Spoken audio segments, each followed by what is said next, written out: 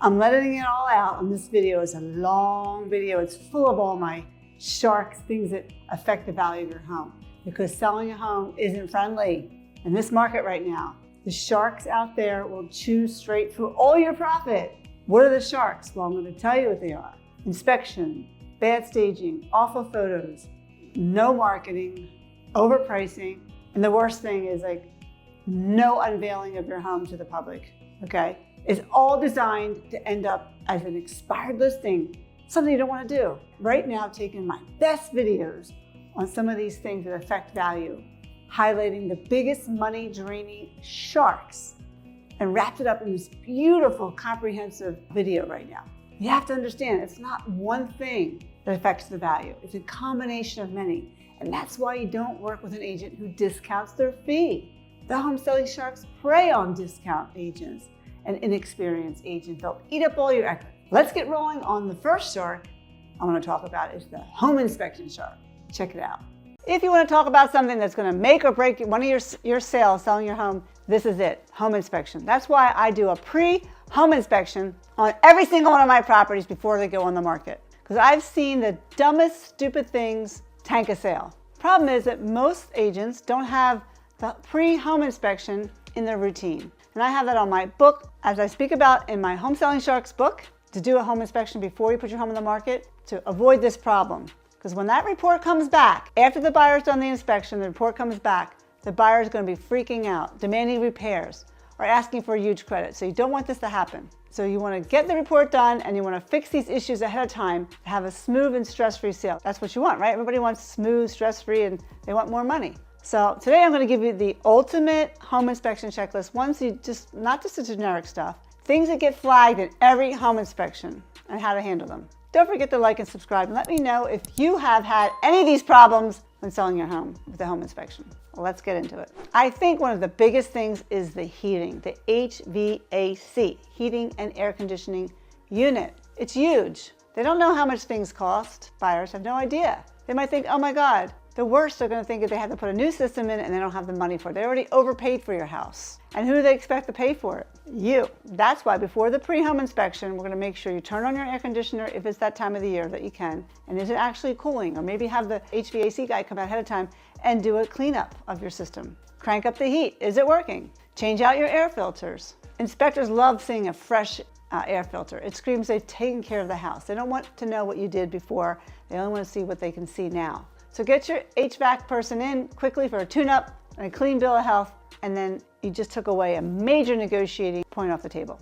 okay? Next, I want to talk about lighting or electrical stuff. That comes on every home inspection report. There could be a burned out bulb, or it could be an inspector mark it down as an inoperable fixture. Let's get all the bulbs going. So before your inspection, make sure all that's done. Buyers hate hearing the word electrical issues. They think electrical, expensive, or bad wiring, or the house is going to burn down, and then it escalates. So before your home inspection, your pre-home inspection, check for missing or cracked outlet covers. I mean, anything that the home inspector points out during the pre-home inspection, you always fix, but it's always better to have a cleaner bill of health when they're first looking at it. Next, you have the GFCIs, the ground fault outlets. They're the ones that you press if it's within 6 feet of water. Any outlet that's within 6 feet of water has to have a GFCI. You're going to get noted for that. Bathrooms, kitchens, sometimes a garage. You want to install them. They're going to call it out. Now that's something that if you don't have now, you can do after the pre-home inspection and just put on the list that it's been done. And then when the buyer comes through for the showings, they can see that the outlets are now done. But it's always good again to do it ahead of time. Next are smoke detectors and CO2. Every township has a different ruling and law about where they have to be. Now it's an easy fix. We're going to find out on the township website what you need to have. Is it in every bedroom? Is it just in the hallways, on every floor? All that stuff. But to let you know that if your smoke or carbon monoxide detectors are older than 10 years, they're basically useless, okay? Inspectors they'll check out the manufacture date, and if it's expired, you're gonna have to replace them. So just do it now. And you have to make sure that you install them in the right places. That's why we're gonna get the code, enforce the law for your particular area, and make sure that the bedrooms that need it, the hallways I talked about earlier, what living spaces need to be in. You wanna look responsible. And you wanna know what buyers really love is when you write the date that you bought stuff on the carbon monoxide detectors or the smoke detectors. Write the date on there, like your heater, write the date on there. Always put the date of things that you replaced. They love that. They love, love, love that. They really think you've taken care of the home, especially on the electrical outlet where you put the name of the breaker, like what its service is. People love that. Water heater. Water heater is always on the list in an inspector's radar, okay? Is it properly strapped? Or is it a spot where it could shift? You make sure it's secured before the home inspection comes. So you also check underneath, make sure there's a drain pan. There's supposed to be one, right? And while you're at it, look for a sediment trap as well. That's a place that stops debris from clogging up the gas line if you have gas. If you don't have one, just install it. It takes 5 minutes. Are also going to be marked as a bad water heater, and you have to go spend another $1,200 for a water heater. And that's a good place to write stuff onto the water heater. What date was installed? People love it. A real big one are windows or window treatments, but basically the windows. Windows have killed deals. That's why when I go through a house, I see any windows that have a broken seal or foggy glass. You do not want to show your house with that, but if you do have it and you're not going to fix it, then we have to let the buyer know. We'll give them a credit for it. Because as soon as they look at the foggy door or the foggy window, they're like, oh, I have to replace the whole window, but you don't. You just have to replace the glass, okay? Because if they see that, they think, oh, there's moisture problems, and all the other windows are going to go after I buy the house, okay? So let's just get them cleaned out. Let's get the glass company out, fix the glass, and then be over with it. Not that expensive. Also, make sure all your windows will go up and down. The home inspector is going to try that. They'll make sure that it locks and goes up and down, stays up if you push it up. Now, about the blinds, I haven't seen every home inspector actually go in and flip the blinds, but some of them do, because most of the time I go into seller's house to open up the blinds for the window to show the light, and for the pictures, they break. The thing breaks. Someone hasn't touched that cord in years. So you don't want to see that. I'd rather just get them off. Any busted blinds, remove them. It just feels like you've neglected your house. Next, we have kitchen appliances. People love testing. Buyers really love it when they go through a house, they have the inspection report there done, and all the appliances were tested. They love it. They want to know if something's not working. That's why we check it out before they do. Your refrigerator, listen, you just pull it out, clean the coils in the back. It looks great if you do that. If there's too much dust, your refrigerator has to work harder, and that's not a good look. Test the water dispenser and the ice maker. Buyers will do that. The inspector will do that. Make sure your oven heats up, obviously. All the burners are turned on when you push the button. And if your knobs are worn, you can get new knobs easily. Just replace them. Replace your range top if you have to. And next, your garbage disposal. Make sure it's not making this big grinding noise or it smells bad. You can just put some ice in there or lemon peels and then run it. It'll smell really nice. This is all to do before the inspector comes. Because you're having a pre-home inspection, do not put your house on the market without it, and don't listen to any agent who tells you not to do one. They don't know what they're talking about, okay? I've been doing this for years, and I've saved my clients thousands of dollars by doing a pre-home inspection. And it's all in my book, Home Selling Sharks. Also below, I have a link about the home inspection video I've done, and I think you'll like it. How about the dishwasher? How about the plumbing? That's a big section in the home inspection report, because plumbing really scares buyers. They don't want to move into their house with leaks. They freak out. Even under like a little leak under the sink. Fix it. Toilets should feel rock solid, not wobbly. That comes up in an inspection report, believe it or not. And check your shower diverters. For example, if the water comes out of the faucet when the shower is on, that's a problem. It's going to come up in the inspection report. And don't forget the dishwashers. It needs an air gap. If it's missing, it's technically a sanitation issue. Inspectors will call it out. Just install it. And also, it always comes up for dishwashers that the anti-tip bracket is usually not there for dishwashers. It means that somebody could put their hand down on it and it could tip over. Really important. That'll come up. Another big one that comes up for us all the time are the garage and safety issues on the garage, because if there's a safety violation, it's not good. People will want that fixed. So in your home inspection, you're doing it ahead of time and you think, well, garage door sensors, just make sure they're working. Put your foot there as the door's coming down and make sure it's working. And you have to make sure the door between the garage and the house is fire rated. And in some townships, it's mandatory. You gotta fix it because it will come up and it's very important. Also, if your garage has maybe plaster ceiling and there's a hole in there, they're gonna cite it that carbon monoxide can get into the house, so you have to seal it up. Another huge one, guys, is the roof and your fencing. If your roof looks like it needs updating and it's older, it's gonna be an issue. So before you have the home inspection, maybe you can get a roofer to look at it to make sure if everything is working, or give us a price, because buyers will think new roof's going to cost me $15,000 and it only costs $8,000 or something like that. So before the inspection, get a roofer to check it out, okay? Anything that's small. A lot of things that come up on the roof are the flashing between the roof and the chimney. Comes up almost every time. Or a chimney cap is rusted, the mortar, or maybe the chimney itself is tough. When you have the chimney that's not pointed correctly and the township requires that your chimney and your fireplace is looked at and doesn't have any problems, they might need a new liner, and it gets very expensive. Just take care of it. Just care of the roof, the chimney, and lastly, your fence. If your fence looks like it's falling apart, you gotta fix it. I'm not saying get a whole new roof, but just fix the areas. Maybe you can even split the cost with your neighbor. Don't take it on by yourself. And lastly, some, I call it final walkthrough or cosmetic things you could do before the inspection. I know buyers will notice them, the inspector surely will.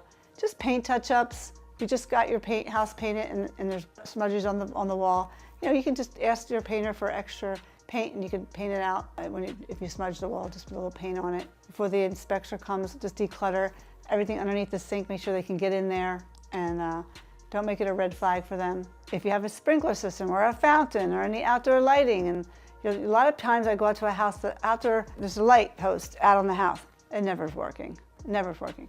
I'd rather disclose it and say, hey, it's not working and we're not gonna fix it, or it's working and we'll give you $10 or $100, whatever it is to fix it. I'd rather do that. Point out all these things ahead of time before they see the house. They walk through the inspection report, they know all the bad things, they're ready to negotiate. They're ready to put an offer in, right? So important. You don't want them coming back to you 10 days later trying to lower the price. So doing a home inspection will save you thousands of dollars in unnecessary negotiating later. Now, the other day, I had a buyer, especially in Philadelphia right now, buyers are doing inspections even though you have an inspection report there. So I'd say 50% of the time they do that. And these buyers, when they do that, we tell them, listen, if you find anything other than what we found, then we can talk about it. It's on the table. But if you find the same thing and we decided not to fix it, you bought the house with that problem. That's why we do it too. So you don't want buyers to see issues. So then they will overestimate any repairs, guarantee, and they'll lowball you. So you always want to have an invoice of what something's going to cost to fix something so buyers don't feel like they need to lowball you. So now you understand the importance of having your home pre-inspected before listing it. I can help you find an agent who can implement this strategy, and I'll work with them, as we need to know what to fix. You need to know what not to fix and how to present the report to the buyer. So you just go to realdealagent.com, I'll find the agent, I'll vet them for you. Next, a huge shark is the staging shark, which we keep away using my room-by-room strategy, all right? The staging sharks, no buyers make emotional decisions, and sloppy rooms just kill the deals. So let's make sure every room in your house is a shark killer. Let's get to it. All right, let's get started. What is this strategy? What I call it a room-by-room review. It's in my book, my third shark, and if you don't do this, it could be really, really bad when it comes down to getting the money, at the end of the sale. What is this room-by-room? What is it? Well, it's a comprehensive assessment of your entire home conducted by a real estate expert, myself or one of my team members. It's not just a walkthrough, do this or that. It's detailed evaluation of every single space in your property, from the front curb appeal all the way to that storage closet that you haven't opened in years, in one of those. So during this review, what we'll do is we'll evaluate the saleability of each area of your home. It's every room. You can't determine what to do in this room if you don't know what you're doing in that room. So you take all the rooms and identify potential red flags the buyer might notice. And then you provide actionable feedback on improvements and then create a customized action plan for your specific property. It's like having a real estate doctor make a house call, giving you a complete diagnosis of your home's health in the current market. It's not a home inspection, it's a home staging inspection. It's a room-by-room review. Think of it as preventative health care that can save you costly medical bills down the road. This is preventative home assessment, right? Same thing. It can save you from costly mistakes when selling, okay? I've conducted, I would say, thousands of them, these reviews with clients. And I talk about a man named Leo in my book, whom I've mentioned a lot because Leo was amazing. We went through each one of his rooms. We created a specific strategy. We went to his basement and his garage. It just wasn't about identifying repairs. It was about creating a comprehensive plan. And Leo is just one of my many clients. The plan talks about how to present each room to potential buyers, okay? You want them to see it online one way and in person another way. It's kind of interesting. Now you might be wondering, if I'm not planning to sell for 3 to 5 years. Why should I care about this now? Well, that's the mistake people make. They make a mistake because they don't start early enough. If you start earlier than you think, and much sooner, you'll have more money in your pocket. It happens every time. Let me explain why. So first, start early gives you time to budget for improvements, because when you rush repairs, right before listing your home, you're going to pay top dollar, premium prices for contractors and materials. And by planning years in advance, you can schedule work during seasons when contractors offer discounts because they're slow. And you can spread out the expenses over time rather than all at once. You're like, oh my God, all that money, got to spend $10,000? Well, if you spend $2,000 over 5 years, okay, it's easier. You can shop for materials during sales rather than paying full price. Negotiate better rates by booking contractors during their slow periods, like I talked about earlier. Another reason why it's good to think earlier is because you'll have time to make thoughtful decisions rather than panic choices. I've seen sellers make costly mistakes because they were rushing to get their home ready in a tight deadline. And also, early preparation allows you to enjoy the improvements yourself before selling. Sellers always say, well, I always wanted to do that. Well, now you can do it and enjoy it. Why should only the next homeowner benefit from your kitchen or your freshly painted bedrooms? And in my experience, and I have a lot of it, I'd say 100% of my successful home sellers realize the importance of having a room by room at least 6 months to a year before going on the market. I love a year. The most successful ones start even earlier, maybe 2 years. So let's break down why. Why should I do this? Why should I start now when I'm only selling 2 years from now, a year from now? Well, first benefit is the expert perspective. That's me, my team. Now you live in your home every day. It makes it difficult to see it objectively. I'm thinking of selling my house. I'm like, oh, I don't need to do that. And my friend's like, yeah, you do. I don't even see things myself in my own home. An expert will bring a fresh eyes and market knowledge to identify issues you might miss. The next thing is prioritize action plan. Not all improvements are created equal. Some are $500, some are $5,000. While others expensive renovations might not barely break even. So what you want to do is prioritize. Make sure you have maximum ROI. Should you do that kitchen and bath? Maybe not. Maybe we'll just change out some light fixtures or just take out the vanity or something like that. And also, I think the big thing, a third thing is really good benefit is stress reduction. By spreading it over the timeline, you'll eliminate last minute things and it really makes it stressful. And the fourth thing is competitive advantage. In today's market, buyers have high expectations. Homes that stand out command premium prices, while average homes sit longer and sell for less. It's a fact, guys. Next is negotiating power. Wow. If your home is properly prepared, you enter negotiations from a position of strength. Buyers have fewer objections to use as leverage against you. And I think a big one is time efficiency. Number 6, a properly prepared home typically sells faster. My clients who follow this strategy and sell in days, hours, definitely less than the average, depending what the average is. The average used to be 150 when it wasn't pandemic year. I was selling in 26 days. That's why my book talks about 26 days. But we've been selling them within hours and for way more money than most people will sell their home for. And another huge thing, financial protection. Hey, this is I think the most important. Protect your equity from the home selling sharks. In the back of the book, I list all the sharks. Ones you should do, ones you can do, ones you have to do. So every day your home sits on the market, every repair that comes up during inspection, every negotiating point a buyer raises, these are all opportunities for your hard-earned equity to disappear. And that's where the sharks love the most. And I want to emphasize, guys, your home doesn't need to be ready for us to come over. It's like, I need to straighten out my house so you can come over. No, you can benefit this no matter what. Homes that need the most work often benefit the most. So if you have some work to do, let's get us in there because we have a trained eye. We can see past all your clutter and your current conditions to identify what's the potential of your home. So how many steps are there in this process? I say 6. More, but this is the 6 basic ones. 1, design your home selling strategy. What is it going to be? Do you want speed? Do you want profit? Do you want minimal hassles? Some of our clients want speed. They want minimal disruption.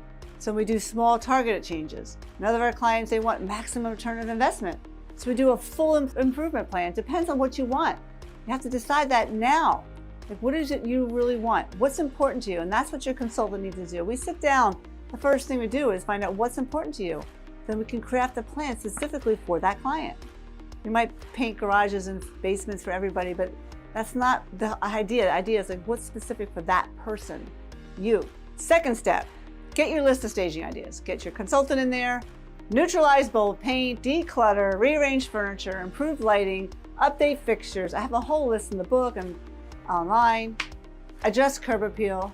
Your choice. Do some, do all, or none. But know the impact of each. Know that if you spend $500 here, you're going to get down another $5,000 there. That's a good investment. Next step, we're going to review the home inspection repairs. You know we do home inspections, a pre-home inspection. You pay for that. And it's one of my whole sharks in my book. Go through them. It shows hidden problems. And we'll help you tell you what to fix. What must fixes. You weigh the costs versus negotiating risk and disclose minor issues. You do all these different things because the buyer is going to be wondering what's happening with the house, and 50% of the time they won't do another inspection. I talk a lot about that in the book and on my pre-home inspection video that I've done. Next step, I think we're on 4, get estimates. Know what you're signing up for. How we help you is we gather estimates with our contractor who are always better than anybody else. We suggest cheaper alternatives, recommend contractors, all those different things. Get estimates and you can know which ones to do. Don't ask me what to do until I get the numbers. I want to know what it's going to cost, because step 5 is to decide what to do based upon the numbers. You just don't want to spend money. Spend it smart. What we'll do with you is your consultant, your consultant should do, whatever agent you have, should analyze the return on investment with you. So the goal is to get 2 to 3 times return on your improvements, right? You want to make some money off of this. Avoid the flashy upgrades as well with no buyer appeal. Don't do any of those. And then your last step is to hire the contractors and execute. Maybe it's over a whole year. Use off-season discounts. I talked about that. Monitor the progress. No stress then. You'll have no surprises, no stress with this plan. It's a great plan. So what's on the secret staging checklist? Well, it's down below. You can click it and get a free copy. Well, also we update it constantly to reflect what buyers want right now. It changes all the time. But these are the basics. Curb appeal, you want to make sure you have curb appeal, entryways, your living spaces, kitchens and baths, utility spaces like closets, storage areas, garage, basement, things like that. Because buyers, they don't buy square footage, they buy lifestyle. So the checklist that we have for you will help you sell that lifestyle. All the different things you can do, all these different areas. You go through each part of the house like we talked. That's why it's called a room-by-room review. And I have tons of success stories. I have Maria and John. They really needed a $30,000 renovation, but with only $7,000, I was able to save them that money, and we sold the house in 9 days for $25,000 more. We didn't need to spend all that. So don't think you have to do all these things. Like I'll go to a seller's house, I'm like, oh, I gotta do this, I can do that. I'm like, no, we're not doing any of that. This is what we're doing. It's funny how you think what you need to do and then what we actually come and see. And you can watch tons of videos. Nothing's gonna replace this room by room, guys, with a Real Deal Realtor, someone I can refer you to. And you come to my seminar, I'll be doing live examples of all this stuff. That's June 11th. Go to futurehomesale.com for this one. It's a live one. The other ones I do kind of on Zoom. I do 3 live ones a year with the Hilton Garden Inn. If you want to come, at wine and appetizers, to sign up, Future Home Sale. Love to see you there and get a free copy of my book and my other book, Model Home Mindset. Other life stories that we've had, we go over 3 or 4 life stories at the seminar. Robert, man, he had a basement that was wet and all kinds of stuff going on with this house. It overgrown, his whole landscape, it was just so much going on. We did so many different things. We ended up getting $125,000 more than if we did nothing. And there are other realtors had come in telling them to do nothing. And I was like, no, this is what we're gonna do. I always tell people, bring me in last, because I'll tell you the truth. That's what you're looking for. You're looking for a real deal realtor. And then I also had another family, it was probate, and there was a lot of things going on. Everybody, there was like 1 executor, but 5 siblings, and all wanted this and that, and keeping that all under control of what they needed to do. They wanted to do like $35,000 worth of upgrades, and I was like, no, we're gonna do $5,000, and I ended up getting them so much more money just by doing little things like just painting the basement and garage. Don't make it feel like it was an estate home. Buyers love that. And also, getting an inspection on an estate home is necessary. Don't listen to the lawyers, because the lawyers will tell you, don't do that. It's good to do, because then people will see what's there, and it's easier to sell something when it doesn't look so good. So how do you get started? Well, we offer free 30-minute room-by-room reviews to everybody who comes to my seminars. And Montgomery, Bucks County, Chester, Philadelphia, Delaware County, and South Jersey. And if you're online, because a lot of you are, and have called to look for a realtor, we do them online for 30 minutes through FaceTime or through Zoom. We do an online look, and we do it for free. So it's easy to do. And you're going to get a copy of my staging checklist, a guidebook. And again, if you're not local, we'll do a room by room for 30 minutes, and then we'll help you hire a consultant who does the things that we do, and then we'll monitor them throughout the process and make sure they do it. It's better when we call. So when you call, they'll say one thing, and we call, they'll say another thing. And usually the truth is what they tell us, not that they tell you. Okay, now you're home. It's staged to, capture the home with professional choreographed photography. Great photos, buyers will show up. Bad photos, no showings. And no showings means your home stays on the market for months and months. Why do you sit around wondering why no one likes your home? Well, here you go. Check it out and find out why it's so important. If you're listing photos of your home online don't stop buyers in their tracks, you might as well light a stack of cash on fire. Seriously, I'm not being dramatic, I'm being real. Because in this market, yesterday's market, tomorrow's market, bad photography is a problem. It's not a minor issue. It's a big problem, and it's the fastest way to lose tens of thousands of dollars without even knowing it. Buyers are on their phones, they scroll through faster than ever. And the first thing they see, the outside of your house. The image that determines one of two things. Either you're gonna click, call the realtor, make the appointment, or skip. And once they skip it, you're done. The buyer's gone forever. Bye-bye, see you later. I've seen it over and over again with homes with poor photos sitting for weeks, racking up carrying costs, getting price cuts, still not selling, and they keep the same awful photos. Meanwhile, the same exact house shot properly by a pro sells up to 7%, 10% more, and at nice bidding wars. It's not a hype, it's real stuff, it's data. I'm going to show this to you. The photo shark is real. If you don't take it seriously, it'll bleed you dry. I call it sharks, one of the big things I talk about in my Home Selling Sharks book, one of many sharks that I feel will eat up your equity. If you stay to the end, you have to. I'm going to show you a real life example. I'm going into the multiple listing of the exact strategy that helped my clients take a home that was not selling for 8 months, and I took it over and I sold it for $160,000 more just by doing the right photos. Of course, some staging as well, but you'll see exactly what I did. Just stay to the end. It's an amazing transformation. Let's get to it. So let's understand this photo shark. I call them sharks because they eat away your equity. You can read it in my book.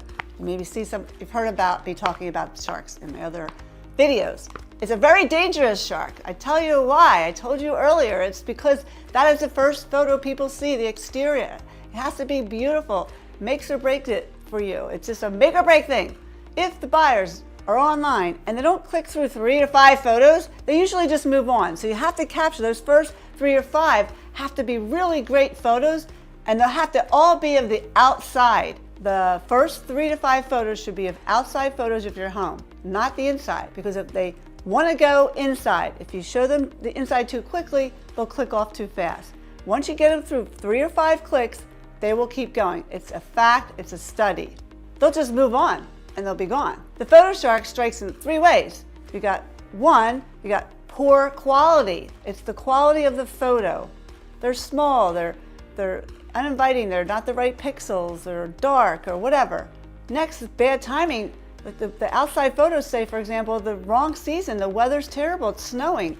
If you just take one of my principles I talk about in my book and take pictures when your house looks great in the outside and put them in your computer, then you'll have great pictures of your house whenever you need them. And lastly, poor presentation. They show the wrong features, or they take the wrong angles. For example, they show the toilet seat up and they show themselves in the picture while they're taking the picture with their cell phone. There's no professional photographer, something like that. And then of course, I said professional or smartphone. Well, which is better? Of course, a professional photographer, right? And you want to make sure it's professional photos. It makes a huge difference in appeal.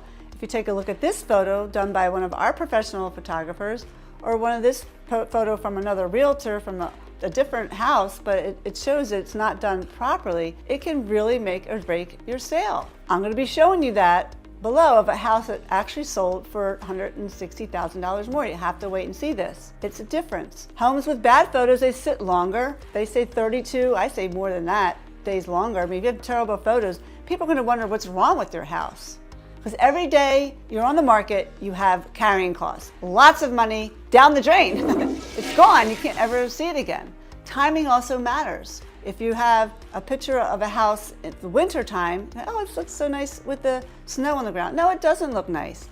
When everybody else has snow on the ground, you should have a picture of a beautiful grass and flowers. And how do you do that is something I have a whole chapter in my book about. And I also talk about it at my seminar, my home selling seminar coming up. I have one in June, and you can go to my website, futurehomesale.com. I put it together because all tools you need for about selling your house, and where you can come virtually, or if you're in my area in Fort Washington, Pennsylvania, you can come and have a glass of wine and some appetizers to hang out with us. So why does timing matter? Because if you could take a picture of your house in the spring while things are blooming, then you'll have those great pictures at all times if you stick them in your computer. That's the most important thing.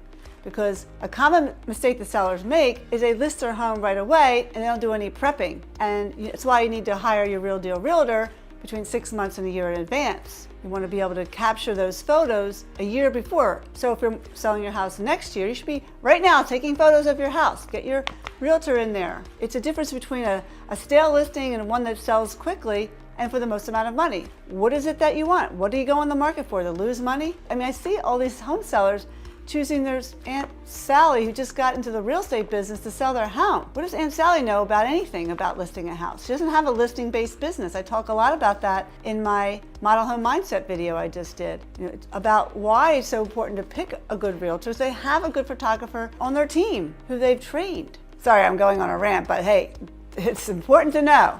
Let's talk about exterior photos. I've talked about it a little bit. Now I'm going to go into a little bit more, because you want to hire a photographer that is an expert, not just any photographer, that the real estate is a specialized skill. And you want to make sure you look at their portfolio. Don't assume anything because they say they're a professional photographer. So what are you looking for when you're taking those exterior or interior photos both? You want an ultra wide angle lens, proper lighting and HDR. You want to make sure they can do drone, and they have these really good editing tools. You could put blue skies if it wasn't a nice day, because really, in all reality, you might say, well, my house is just $500,000. Why would I need drone photos for? No. We do drone photos for every one of our listings. And we do professional photography. I don't care if you're $200,000. Well, there's not really any houses $200,000 in our area right now. But whatever. I just listed one for $1 million. It's a $3 million, almost $3 million. We do great photography for everybody. Make sure everybody gets what they deserve. And that's what you need to. I don't care what your price of your house is. Whatever you want to do, you want to take it up a notch more than what another realtor would do, which is basically nothing. They come out with their cell phone and they think this is the greatest thing since sliced bread. They got a listing, maybe one of 3 they got in the last 3 years. What the heck do they know about taking photos and about anything about selling a house? So like I said earlier, you need to plan ahead for your peak season photos. Make sure you have these really great photos stuck in your computer until you're ready to sell. Really, really important. What it allows you to do is show your home's beauty, the most fabulous photos of your home when it looks its best on its outside. No agent thinks about that. They think about listing, getting commission check. There are more listings coming on the market right now, but it's still pretty bare where we are, and people just want to get the house on the market as quickly as possible, do no staging, take some photos, and then get paid. That's not the way it needs to be. You need to prepare this 6 months to a year, I say 2 years in advance. So what it allows you to do is, the step 3 I talk about is prepping the exterior before photos. Get your checklist out. Power wash everything. Clean everything. I have a whole list video on this. Fresh mulch, trim your trees and repaint or replace the shutters. I've been doing a lot of shutters lately. I have pictures of showing what I did to these shutters at the end for one of the listings I'm going to show you. Get rid of hoses and hide them, and toys and trash cans and awful sheds, knock them down. You don't want them in the photo. And get your driveway. Put no cars in the driveway, no signs on your lawn. Make it very crisp and neat. No flags, no nothing, anything. Just very simple and nice. All right, step 4, capturing all the best angles. So angles are so important. People have good sides, bad sides, so do homes. You never want to take a picture straight on. You don't want to do that for a house either. They have their good side, so you want to teach your photographer. I've taught my photographer how to take the photos. An experienced photographer knows how to use sun to their advantage. Emphasize the key features of the house. hide their flaws, shoot from the right height and angle. This is why we are always there for all the photo shoots. Your agent should be there telling them what to do. They don't know, or you should give them a detailed outline of exactly what you want. That's what we do. Next, we want to check the weather and reschedule if it's going to be a gloomy day. Although you can put blue skies in the photos, it's better when it's taken with real blue skies, not the ones they put in the photo, but it can be done. Next, 6, you want to select and store the best shots. Choose 5 or 6. I like to do 12 exterior photos for the MLS because I like to do a coming soon portion and have all the pictures there, and then you store the extras to rotate later because you have to keep the listing fresh. If it's not selling, you have to keep changing out the photos as you go along. So take as many photos as you can. The next thing is step 7, you want to showcase it with the marketing. Use these images in the coming soon campaigns. Create a little off-market buzz. When it's in the MLS, it'll create urgency and demand, especially if it's in a desirable neighborhood where everybody wants to get into. And of course, if you price it right, please price your listings lower than you think you can get so you can get more, because people always buy up more. Talk about that a lot. Next, section 3, interior photo strategy. Let's get to it. Interior has a strategy, exterior has a strategy. First step, pick the most impactful rooms. Focus on what's selling. The kitchen, is it the bathrooms, the primary bath and bedroom? The living room, does it have a unique space such as a sunroom or office or finished basement? If it doesn't, we make it feel that way. We are great with that. Or maybe there's some outdoor living that you have, some really great outdoor living space. I don't know what you have. Let's check it out and let's get the best ones. Next step is to fake stage a room one at a time. You want to stage for photos versus staging for showings. 2 different things. You want to temporarily declutter only the room being shot. In the kitchen, you clear kitchen counters for the photo and then you put stuff back that you want back for showings. This way it shows in the photos one way, and for showings, people don't even remember. Now they're in the house. They feel great. They're finally got in a property to possibly buy. This could be their next home. We still keep it sparse, but we do it better for photos, taking chairs out of the corners, different things that we do. We remove all the rugs on the floor, those throw rugs, out of the photo for all the bedrooms. Show off the floors. Next step is just notify the agent, your agent, as you're starting to prep. Maybe you just want to really focus on one room. You don't have to do it all at once. Most of the time we do pictures all at once, but maybe there's one room that's really, really cool and you want to get that staged first and show it during the coming soon. Let your agent know when it's ready. So what you'll do is you'll gradually build a full library of photos. So you get your exterior done earlier, and then you have this great room, this awesome sunroom or something like that. Get that staged, and then we'll come over and take a photo. And then as we can gradually get pictures, because usually the whole house inside is not ready until a couple days before we actually get it on the market. So we usually show inside photos like 3 days before. We have this coming soon listing period 21 days before. We just show some the outside and then some key pictures inside. Do a lot of that. That really works well. And then the next step, 4, we take the full interior photo shoot. That's our final round. Like I said, it's usually 3 or 4 days before we can get it on the market. It's first day we show the house. It happens the week we're going live. And we have a pre-shoot checklist that we give to all of our clients that include removing personal photos and clutter, cleaning, clean, close the toilet lids, put up all your shades, you make sure all your light bulbs are matching, turn all the lights on for us. You make your beds, hide your pet stuff, stage with some fresh flowers here and there. Just get everything that we talked about out of the picture. But we can come in and take the stuff, but we come an hour before and we take stuff off the counters and then we put it back. Sometimes we hide things and we forget to tell you where they go, but usually we're pretty cool with that. Make something might be in a drawer or something. Just hide behind closets. It doesn't matter. We're not taking pictures of closets unless it's the master bedroom closets. It's really big. We'll take a picture of that. It's always good to show a nice, clean, open closet. People feel like, wow, look at all the storage. Now, the next step that we do, we call it post-production magic. That's all the editing that we do with AI, any enhancements or any lighting imbalances. We sharpen colors, straighten lines, make spaces feel brighter and larger. We do all that stuff once we get the photos back, and we use AI to do that. Then we have step 6, which is our final photo selection. And what we like to do is tell a story with your photos, because we want to make sure that like I said, the first outside pictures are our hook, make them amazing so they keep looking. And then use the order and the layout to guide the buyer's emotional journey through your house. You're going through, take them through the journey that aligns with the copy that's written in the multiple listing. So what you've been waiting for, my example of a property on Hunter Road in my area. It's a real life result here that I'm showing you, and it's amazing transformation, and seller has already introduced me to other clients of theirs who they have friends who homes aren't selling either, to explain them the whole thing of what's going on.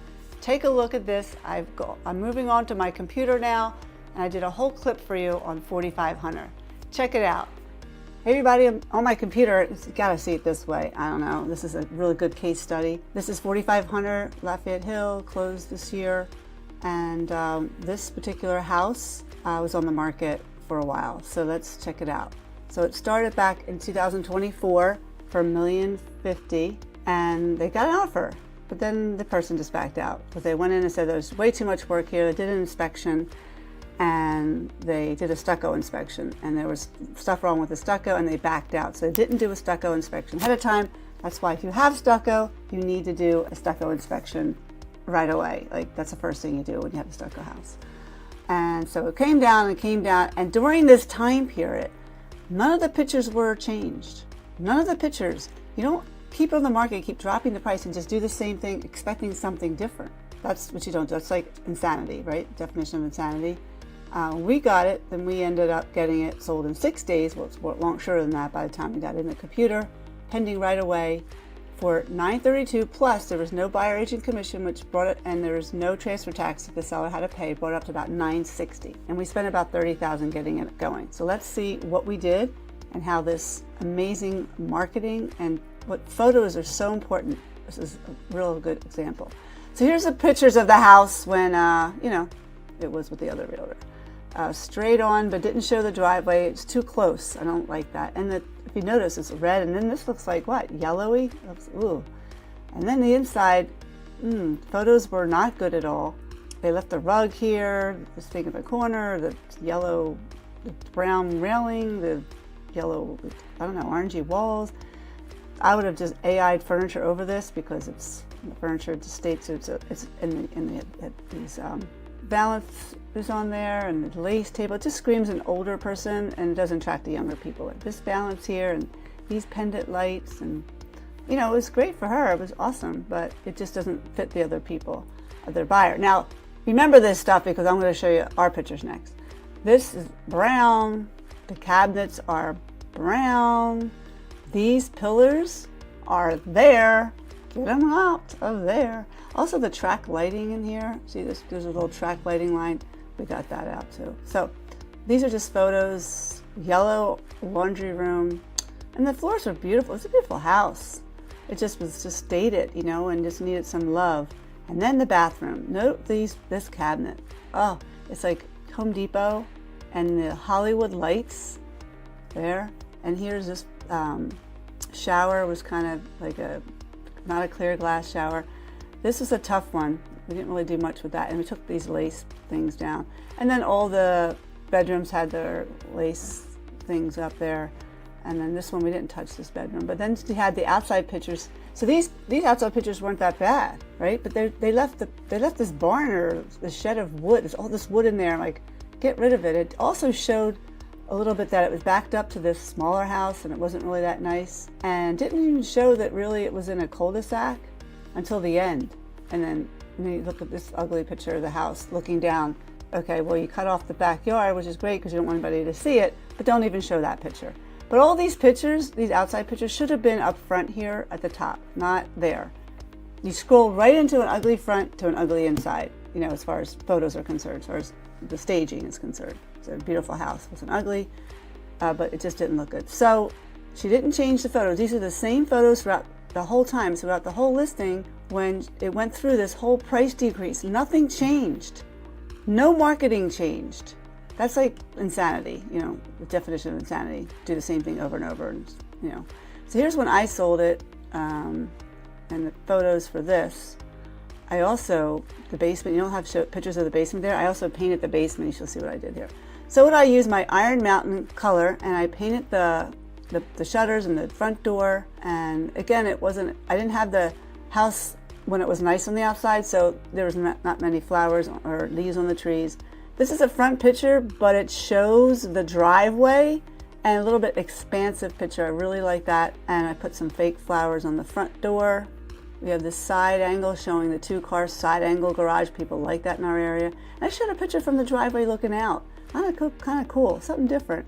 You know, and then you got to think of all the different angles. Angles are so important. That's what I was telling you in my before. Angles are important. This shows that there is somewhat of a backyard. And what's missing? The shed. Got rid of that thing. Fixed some steps here. We did a home inspection before we put it on the market. And this showed a nice wide backyard. I wanted to show that it had some yard. I didn't show any aerial shots. It was not an aerial shot thing. And then the front door being nice and painted, we put some fake flowers here because it wasn't flower time yet. It was March in our area. And then the inside, we used a color. It's like a light beigey gray. And it was our Revere pewter, which we have been using, but this house, I didn't want to go with the new color baby fawn. I just wanted it to be a little lighter. And look what we did here. See, remember that railing was brown? We painted it white. It looks better. We took everything off the foyer and out of the foyer. We showed nice wide angle photos. We put staged furniture in the living room and we actually refinished the floors. So it looked like this. All these floors were all light on the outside and dark because we had this rug there for 20 some years. We took all the stuff off the windows and this flows right into the other room. Nice AI staged photos. That's what it looked like without it. And the dining room, we kept that furniture there. It wasn't so bad. It was pretty nice. And then we took another picture of that. We took the drapes off of there, if you remember that. And then looking into the kitchen from the dining room. We did an AI photo of the furniture to give an idea of what it could look like. We changed the pendant lights, which you'll see soon. And all this, if you remember, was brown. And if you remember, there was these stilts here, these pillar things. It was decorative back in the like 25 years ago, 30 years ago when this house was built, and we took them out. Look at this big difference here in this room. Looking into here, it's huge. It's a huge house. Oh my God, it's a great house. A neighbor bought it who lived across the street at a split level. They've moved up to this house. And I had several offers at this number, and then these people got the house right here, the white, remember that? And some more great photos straight up of that. So it looks much, and without the pillars, it looks so much better. I took these new pendant lights, really make the kitchen feel lighter, no more pillars. Everything just felt a lot better in this room. This is a better room. Better photos. So then we went to the laundry room. Of course, we painted the laundry room, did a couple angles from the laundry room looking all the way through the house to get some depth there. Also painted the laundry room cabinets, put new pulls on those cabinets. The bathroom, left it that color. We didn't paint that. And then this is much lighter. Look how different and lighter this room felt, the master bedroom. And better photos too. Didn't look so sparse. We did a little bit, I don't know, it felt bigger because of the painting and all that. And here's the big thing we did. The master bathroom, new vanity, new lights, and took off those things. Much better. And then we put a glass shower in here and a new toilet, and it looked absolutely fabulous. Yes, it did. That was her walk-in closet, which wasn't shown before. The second bedroom with no drapes so people could do their own thing. Next bedroom. Third bedroom, fourth bedroom, coming up. We didn't do anything with the fourth bedroom. We left it that color because it was fine. We just painted. Now, the basement. Before, it was awful. I don't even have a before picture because she didn't have a picture of the before. And it's a walkout basement. So you wanted to show that. It's walkout. So we painted the floor and we painted the walls. And it's amazing. It made it look so much bigger and cleaner and neater. And we actually showed that it is a walkout. And had the house inspected, everything came out good. And we showed the central vac. The house was bought as is, and we also painted the garage because that's one of the things that we do in our low-cost fix-ups video. You'll see all the before and afters of that. And we did the garage, and the garage looked great, and that was it. So that's kind of what we did to get a price much higher than would have been. That's a great case study, something you should consider thinking when selling your house, doing the different things. So amazing, right? $160,000. We put $30,000 into it, and all those things that we did to the house, showing the right stuff that we did, and the photos on the outside. Just the little things that you can do along the way. If your home's not selling, remember to switch the photos out, right? I want to give you the common mistakes that people do with photos and revisit this for you so you get this in your head of what needs to be done. And if I'm going to find an agent for you, as I normally do is find agents for other people, I will go through this whole thing with them, make sure that they do it right for you in your area. If you're in my area, I can do it, but if you're not, you got to give us a call because we can do this for you. We can show you, find a realtor for you who knows how to do all this stuff. Okay, common mistakes to avoid, 5 of them. One mistake, you use an agent with just a smartphone. That's not acceptable. No phone can replace a pro, I'm sorry. It's not acceptable to use a smartphone and selling someone's house if you're the agent. 2, don't wait till you're ready to list. You'll miss your home's best season. Make sure your house looks good now. We're preparing a house right now for people going to market in February. And it's amazing the transformation we did to this house. 3rd thing is don't skip the editing. Skipping the editing is a big mistake. It's so important not to skip it. Raw photos aren't enough. Editing is critical, and if your agent doesn't know how to edit with AI, not an AI program, AI do it themselves AI. It's out there, it's faster than you can say, I don't know what we can say, but AI is growing. It's amazing what Google's doing right now with the AI platform and the Gemini. It's amazing. So it's transforming the real estate industry if an agent is not willing to learn and to embrace technology. Number 4, a big mistake is neglecting exterior shots because if they don't like the outside, they never see the inside. That's why we take pictures ahead of time. And number 5, using the same photos for months and months and months while your house doesn't sell. What you need to do is rotate the shots and keep it fresh and avoid listing fatigue, as I call it. So what's the conclusion here? Well, photos are your marketing, okay? Not just part of your marketing. And the poor photos, you get fewer views, fewer eyeballs, less interest, lower offers. That's how I say it. And great photos, I believe, is a faster sale, higher price, and there'll be more competition, more people looking at it, more eyeballs. Okay, your staging is mastered, you've got the photos, but the marketing sharks are circling around. How do you market this well-staged home to attract hundreds of people to schedule a showing? Here's how you do it. Check it out. Most homes, they sit on the market way too long because agents are they're not even marketing them. They're just checking boxes off. They hope it sells. And then today we're in a digital world. You can't simply just list your home online in a multiple listing with a few photos taken with their cell phone. It's not enough. It's not marketing, first of all. That's just bare minimum. So when your home gets poor exposure, you lose time, you lose money, and you definitely lose negotiating power, which is money. And the longer it sits, the worse it gets. So in this video, I'm kind of breaking it down. The exact marketing moves, like an expert would do, like myself, that actually sells homes fast and for top dollar. Isn't that what you want? So you don't want to leave any money on the table, right? Now you want to stay to the end. I have 7 critical questions that most home sellers, they never ask their agents before hiring them, including one. The one question I think will cut the listing interview really short, and the single question could save you tens of thousands of dollars. But first I want to tell you about Janine. She had her house on the market for 8 months, $1,950,000, finally got to $850,000, and the agent brought her an offer of $800,000. It was poor marketing, no staging, and the house needed some things to be done. So they called me, and I said, well, I can come in, but you have to have your listing contract, over with this other agent. She said, well, we'll wait. So they waited, they wouldn't get out of the contract. We got it, put it on the market. We did all the staging to it. That's another video. Low cost fix-ups, all the things we did. And we put it on the market, all of our marketing. We did everything to it.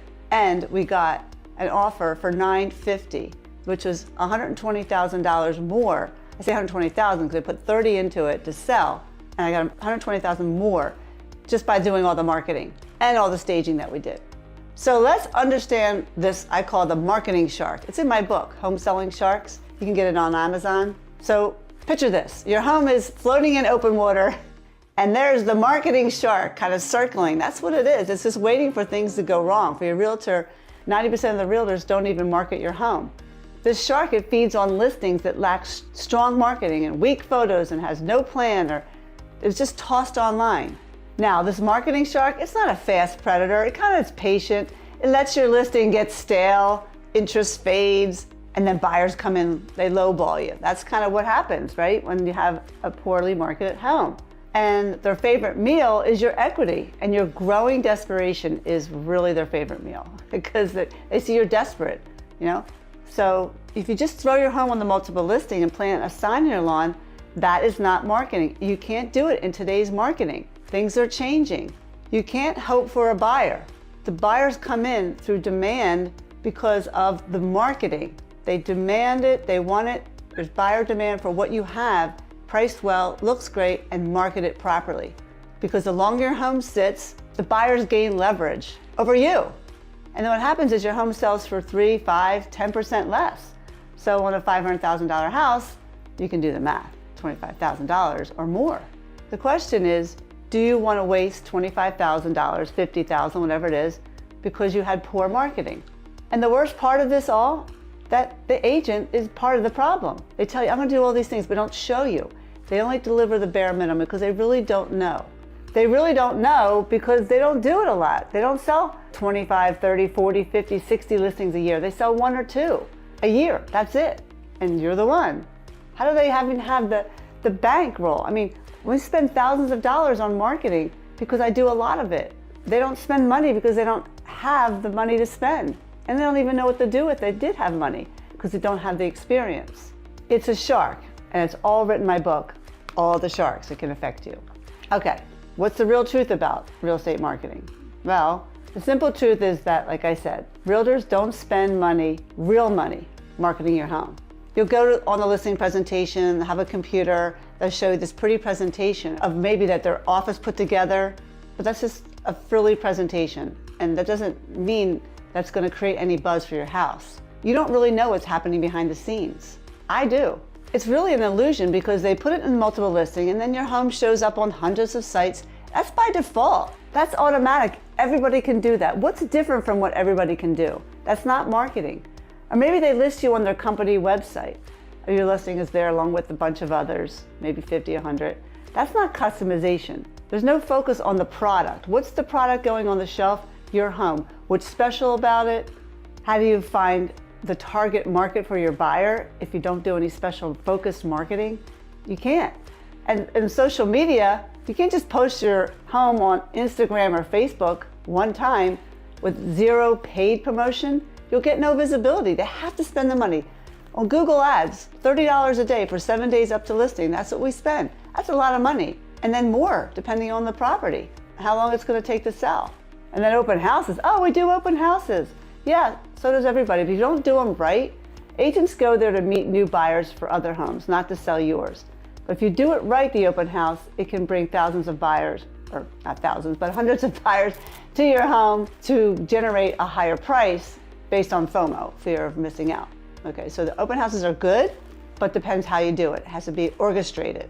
Because basically, the standard commission model kind of gives you really little, incentive really to invest in your property. They have to split their money with their broker.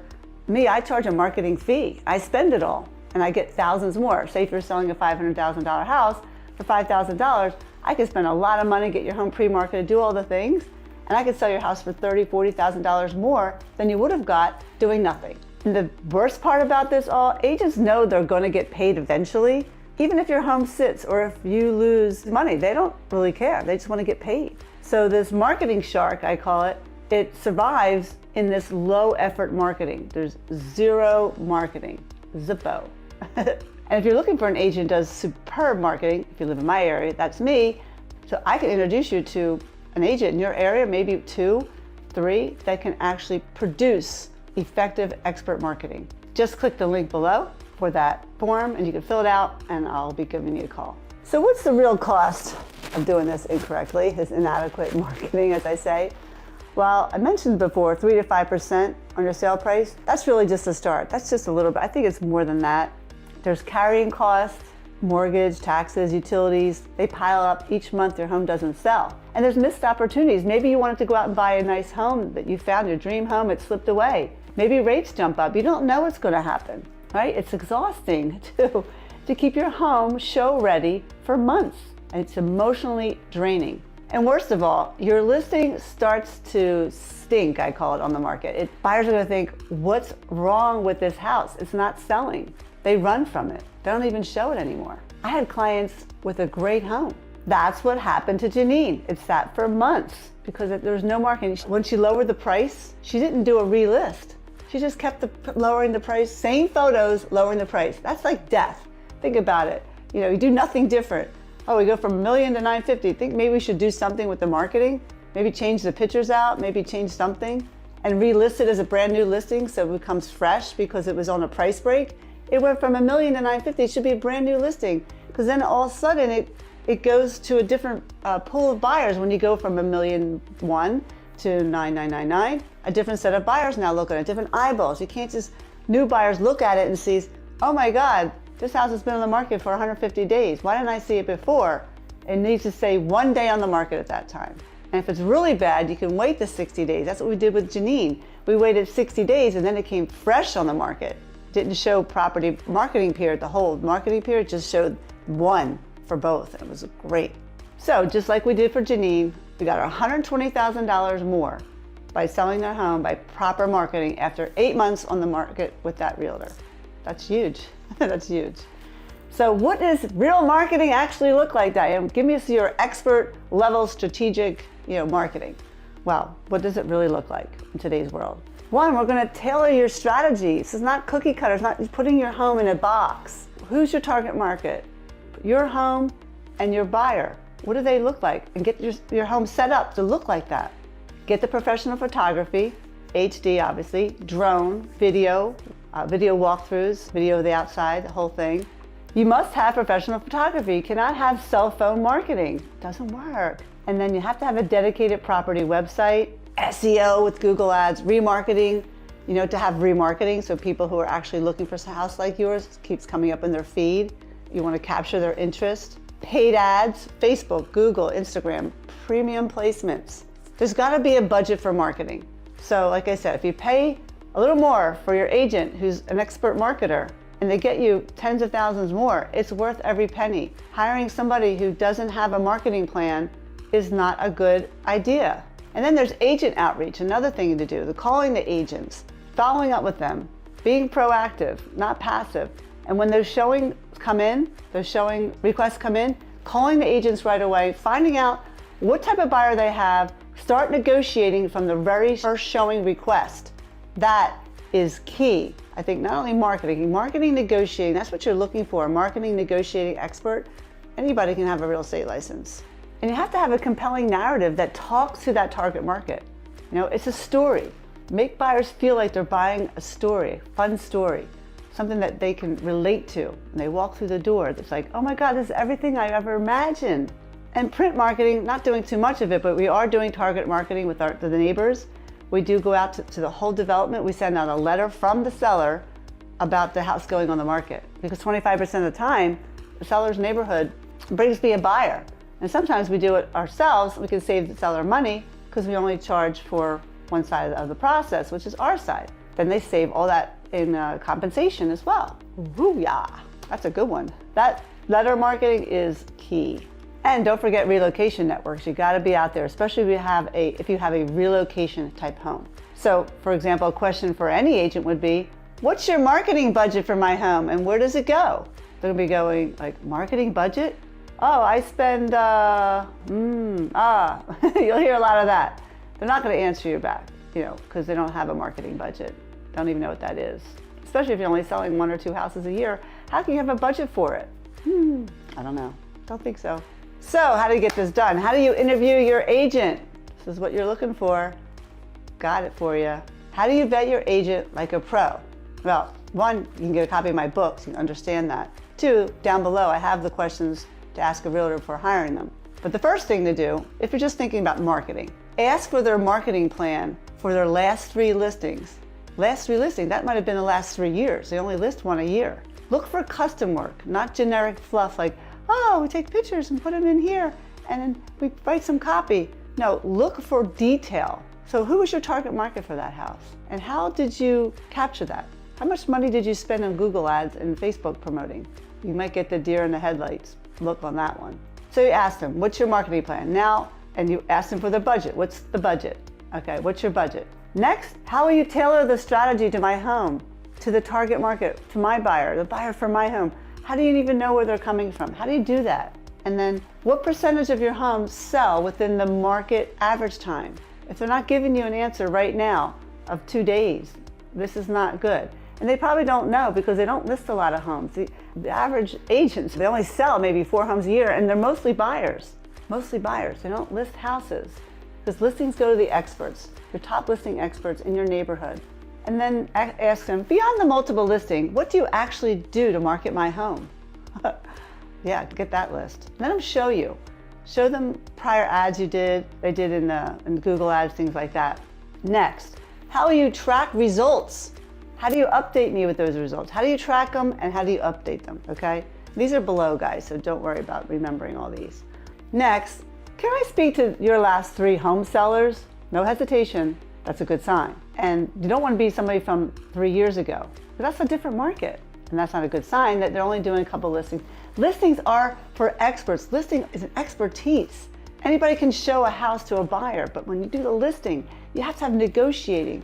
You have to have presence in the marketplace as a realtor. Like when people know my listings come on the market, they know it sells fast, they know I'm fair to the agents, and I'm a negotiator. And I need it to be done, I need to have it done right now. And that's the way they need to see your agent.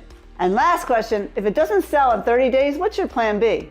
For me, if people ask me that, I'm like, my homes sell within 2 days. There's no plan B. The plan B will only be if your home isn't priced well and you're not doing the low-cost fix-ups that I asked you to do. That's why your home won't sell. When sellers are coachable, that's when I can help them. When they fight me every step of the way, it's no fun for me. No fun.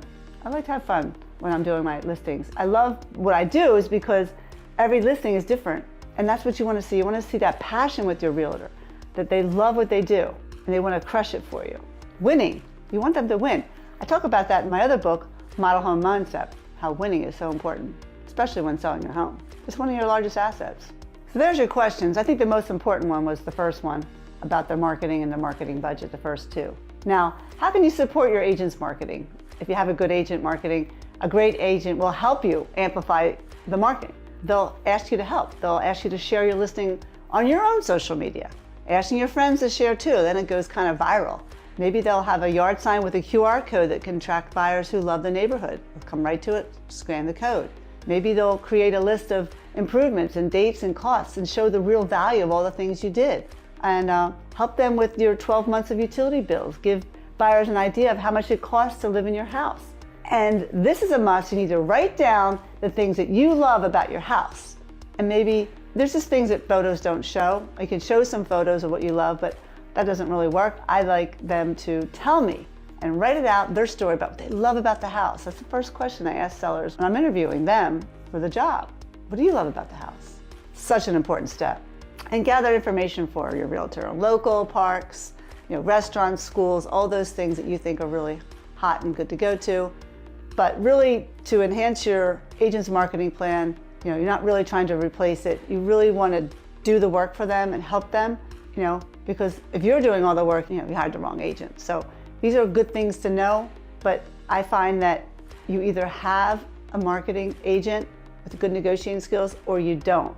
There's no okay, watch Diane's video, tell them to do this and they can do it. No, that's not how it works. It comes with experience of doing many of them.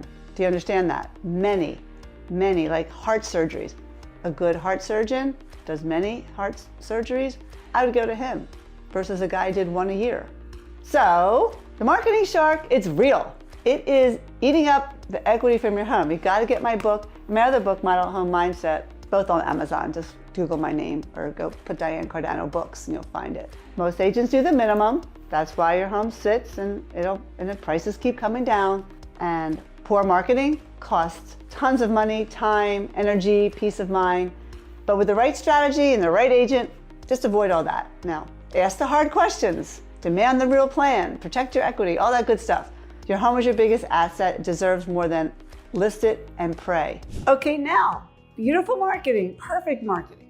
Well, did you price your home to attract or did you price your home to scare buyers away? You don't want your home to be a sitting duck, so it's time to learn how to price like a pro Here you go. You'll love this one. It's a very detailed video. Get your notepad out. Most real estate agents, they're straight up lying to you. They're afraid to tell you the truth because they don't want to lose the listing. They don't want to not get the listing and put food on their table. They're working commission check by commission check. That's how they're surviving. And I'm not one of those people and those realtors that do that. So that's why I'm gonna share with you today. You know my channel, Real Deal here. I'm here to save you tons of thousands of dollars, not lose money, okay? So right now in the market, there is a $38,000 or more, between $30,000 and $50,000 disconnect between what sellers think their home is worth and what buyers are actually willing to pay. It's not just a pricing issue, it's a financial trap that's catching homeowners off guard, draining their equity faster than they realize. That's what it does. So if you're still pricing your home like it's 2023, you're setting yourself up for months of stress and price cuts, and eventually selling for way less than you would have if you just priced it right from day one. So it's not about selling slower, it's about losing your edge. You'll lose leverage, edge, possibly your future plans, maybe where you wanted to move to. So stay with me though, because at the end of this video, you're going to understand exactly why buyers are walking away and how to flip the script before it's too late. And if you want to learn more, every month I do a seminar. A big one coming up June 11th at the Fort Washington Hilton Inn, or you can watch on Zoom. Just go to Future Home Sale, that's futurehomesale.com, or the link is below, and let's sign up for it. I've got tons of people coming virtually. It's going to be live. It's going to be a great time. So what's the reality here? Well, the reality is that homes are sitting for months and months now. And why? A woman called me, Carla, the other day. My house has been sitting. My agent doesn't get back to me. She's lost interest. How can you help me? Well, the mistake was pricing. Now, I don't know what or who priced it, and we didn't get to that conversation yet. We're supposed to call today. But basically, it's the pricing issue. It's a pricing mistake. So what's the mistake is that they're pricing off of last year's comparable sales. But the really hard truth is that the market is no longer what it was even 6 months ago. Even in April, I tell you, February, March, April was amazing here. People were just paying outrageous prices for things. And it's just a slow down, like a halt, just like that. Listing prices, they're rising. They're rising faster than sale prices are. And sellers are out of sync. They're like, what happened? What just happened? I talked to realtors all over the country. They're all saying the same thing. Something flipped a switch, say around May 5th. And I think people expect in the spring market, because their most basic human behavior is that people will price based on the fact that it's spring market. They'll base on emotion. Oh, I put so much money into this house. I did so much work and my house is beautiful. Well, and they don't think about the past of what the market was doing. They don't think about is the market values today. They don't even think about it. It's like they're backwards. They're lost in time, like lost in space. I used to love that show, Lost in Space. They're just lost. Home sellers are lost right now. And they're getting bad information from realtors. It's just really bad. Most realtors don't even know what's happening because they don't have a listing-based business. They're not listing agents. They list 1 or 2 houses every 5 years. They're not listing agents. They don't know what's going on. They don't know what the trends are. You can't be a good listing agent if you're listing 1 or 2 houses a year. I know you want to list with your best friend, but if she's only selling 1 or 2 homes a year, you don't want to list with her. You want to go to my video and watch about hiring a realtor, what you really need to do to get a realtor. And I can help you. I can help you hire. I just hired 4 realtors in the last week for people. It was so much fun. We talked, I got realtors going against each other and they were talking about how they could do this or that. They were showing me this and that. The things that they will talk to me, but they wouldn't talk to the seller if they asked the same question. It's amazing. But anyway, let's get back to it. I do go on a rant once in a while. Today is my birthday. Yes, it is. So I'm gonna be a little more excited about things because it's another year. It seems to go faster and faster. So why is this all happening? One, I think sellers are stuck in the past. Sellers are using old comps, the wrong comps. Today's comps are using yesterday's comps. And there's changes. It just took a hard stop about a month ago. And a $500,000 buyer at a 3% mortgage, man, that was great. Now they can only afford $375,000 at the current rates of 7%. So that's a big one. I think the next reason that's come to my mind is I call it seller's emotional fixation. They're actually fixated on a number from last year that their neighbor got and they feel cheated. So let's just try. The market, I'm sorry, it doesn't care what you need. It just moves on. You missed it. The third reason is agents are avoiding tough conversations. That is really true. I mean, I went to a listing, this guy said, oh, he said I can get this and that. Well, yeah, well, I don't see how. And that agent sold one house a year. I can actually look on the multiple listings and see how many homes an agent has sold. I do it all the time. I show people, well, they sold one house that might have been their mother's house, you know, that type of thing. So one house in 3 years, do you really want to be listing with that person? And they told you a price that's $50,000 higher than what I said, and I'm an expert?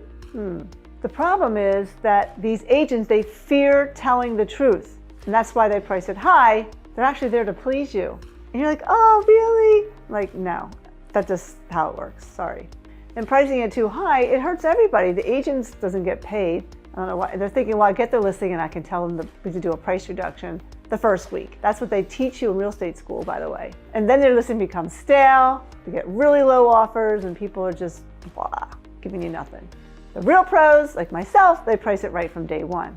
And that's what you have to do. Find yourself a real pro. I can help you find someone, like I always say, put the link below and I'll be right there with you to find you a really good one. So I like to call it the domino effect. That's why I tell people when I go to their house, listen, there's a domino effect here. Here's what's gonna happen. Let me give you a snapshot. If you price your house here, which is overpriced, then here. So the timeline. The first week or two of selling your home, we call it like the honeymoon stage. There'll be no traction at all. You will get hardly any showings at all. And if you do, you'll be getting showings like, oh, it's too this or it's too that and it needs this, and it's just going to depress you. And then sometimes you get an offer that you think is too low, but it's really a great offer your first week. And then you turn it down and then you can't even get that number 3 or 4 weeks from that day. That happens a lot. First offer is usually your best, and your good agent would tell you that. And then you get into, like, say, week 3 and 4, nothing's happening, the showings are slow, buyer agents, they call it overpriced or whatever they're saying. And you're actually talking to your seller, the buyer comes to the seller and says, listen, let's do a price reduction. And the worst part about it, they don't do anything. They don't change pictures, they don't change copy, they don't relist it as a brand new listing. It gets me so when I see that. And I did a whole video about how that worked a couple weeks ago, how this realtor did nothing 8 months to change anything. And I sold the house for $160,000 over, net to the seller. Crazy. And now you're in month 2, it becomes stale. People are like wondering what's wrong with it. And by that time, you're definitely having some kind of price repositioning the house. You reposition, you should relist it. But this is the timeline. Panic comes in, then you have ineffective price drops, because the realtor just does nothing and just drop the prices, doesn't relist. And then big losses happen because they call it the market damage, and you also have carrying costs. Now you've carried it for 3 or 4 months more than you needed to, and you're paying out all that money, which you wouldn't have to. That's how you also lose money. And it just spirals. Overpriced is like, ooh, ignored. Price cut looks like desperation. And then you get a lower final price than you would have if you just would have done it right the first place. That's the seller timeline. Do you want to have that timeline? No, that's why you should call me to find your next agent, or come to my next seminar online, futurehomesale.com, or come to Fort Washington Hilton, that's where I'll be. Wednesday night till June 11th, have some wine and appetizers, just go to futurehomesale.com. Anyway, buyers. What's the buyer's point of view? Today's buyers are just smarter, they're more skeptical than ever. They avoid overpriced homes. They won't even walk in the door anymore. They're so smart, they're getting it. And you have to change your tune. A lot of realtors are in the business. If you're not a listing-based realtor, you don't know what's going on with listings, and you're losing out. Be with a listing-based realtor. I say it over and over again. Find someone who just works with listings and they have a track record to show it. So I did some research, and there are some hot spots. And the biggest pricing gaps I saw were West Palm Beach. It's like almost 10%. List price is rising and sale prices are dropping. Now, I also looked at Pittsburgh and Cincinnati and Atlanta, where I see that sellers are actually clinging on to inflated expectations more than other places. And then places like Jacksonville, because of the tornado, the insurance, the climate risk, the inventory's booming, is rising high. It just pressures the prices. Now, some bright spots, Philly is one of them. Newark, Cleveland, I saw Nassau County. Buyers are actually rewarding realistic pricing. I see better realistic pricing in no area. So the basic takeaway here is that when you price it better, you get better offers. That's the bottom line. And I think with pricing, sellers are thinking, I'm going to raise the price and then I'm not going to pay commission. So there's this commission problem. So let's talk about that right now. You know, the National Association of Realtors had that lawsuit and basically say now that buyers are now going to pay agents and they're going to sign an agent agreement right up front. And the sellers are not paying buyer agents. That's not true. It's not true. Buyer agents are still getting paid by the seller in most cases. There's thinking that, okay, if I'm not paying the buyer agent, then I can save on commission. It doesn't mean you're going to price the house even higher. That's not true. It's the other way around.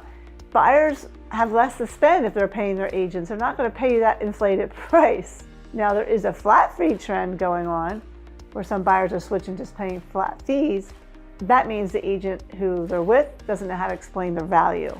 Because if someone comes to me and asks me to do a flat fee, I'm like, no. You can find somebody who's not going to save you thousands of dollars.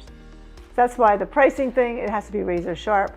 I do a whole pricing video. You gotta check it out here, and it's a good one. Don't forget, come to our seminar, futurehomesale.com. You can watch it, or you can go to the link there and RSVP to get the link to the Zoom, or you can come live at the Hilton Garden Inn in Fort Washington, Pennsylvania. We're gonna have wine and appetizers. It's gonna be a lot of fun. We're gonna go over all this stuff and a lot more in detail. So the other thing I was thinking about is this mortgage rate stuff.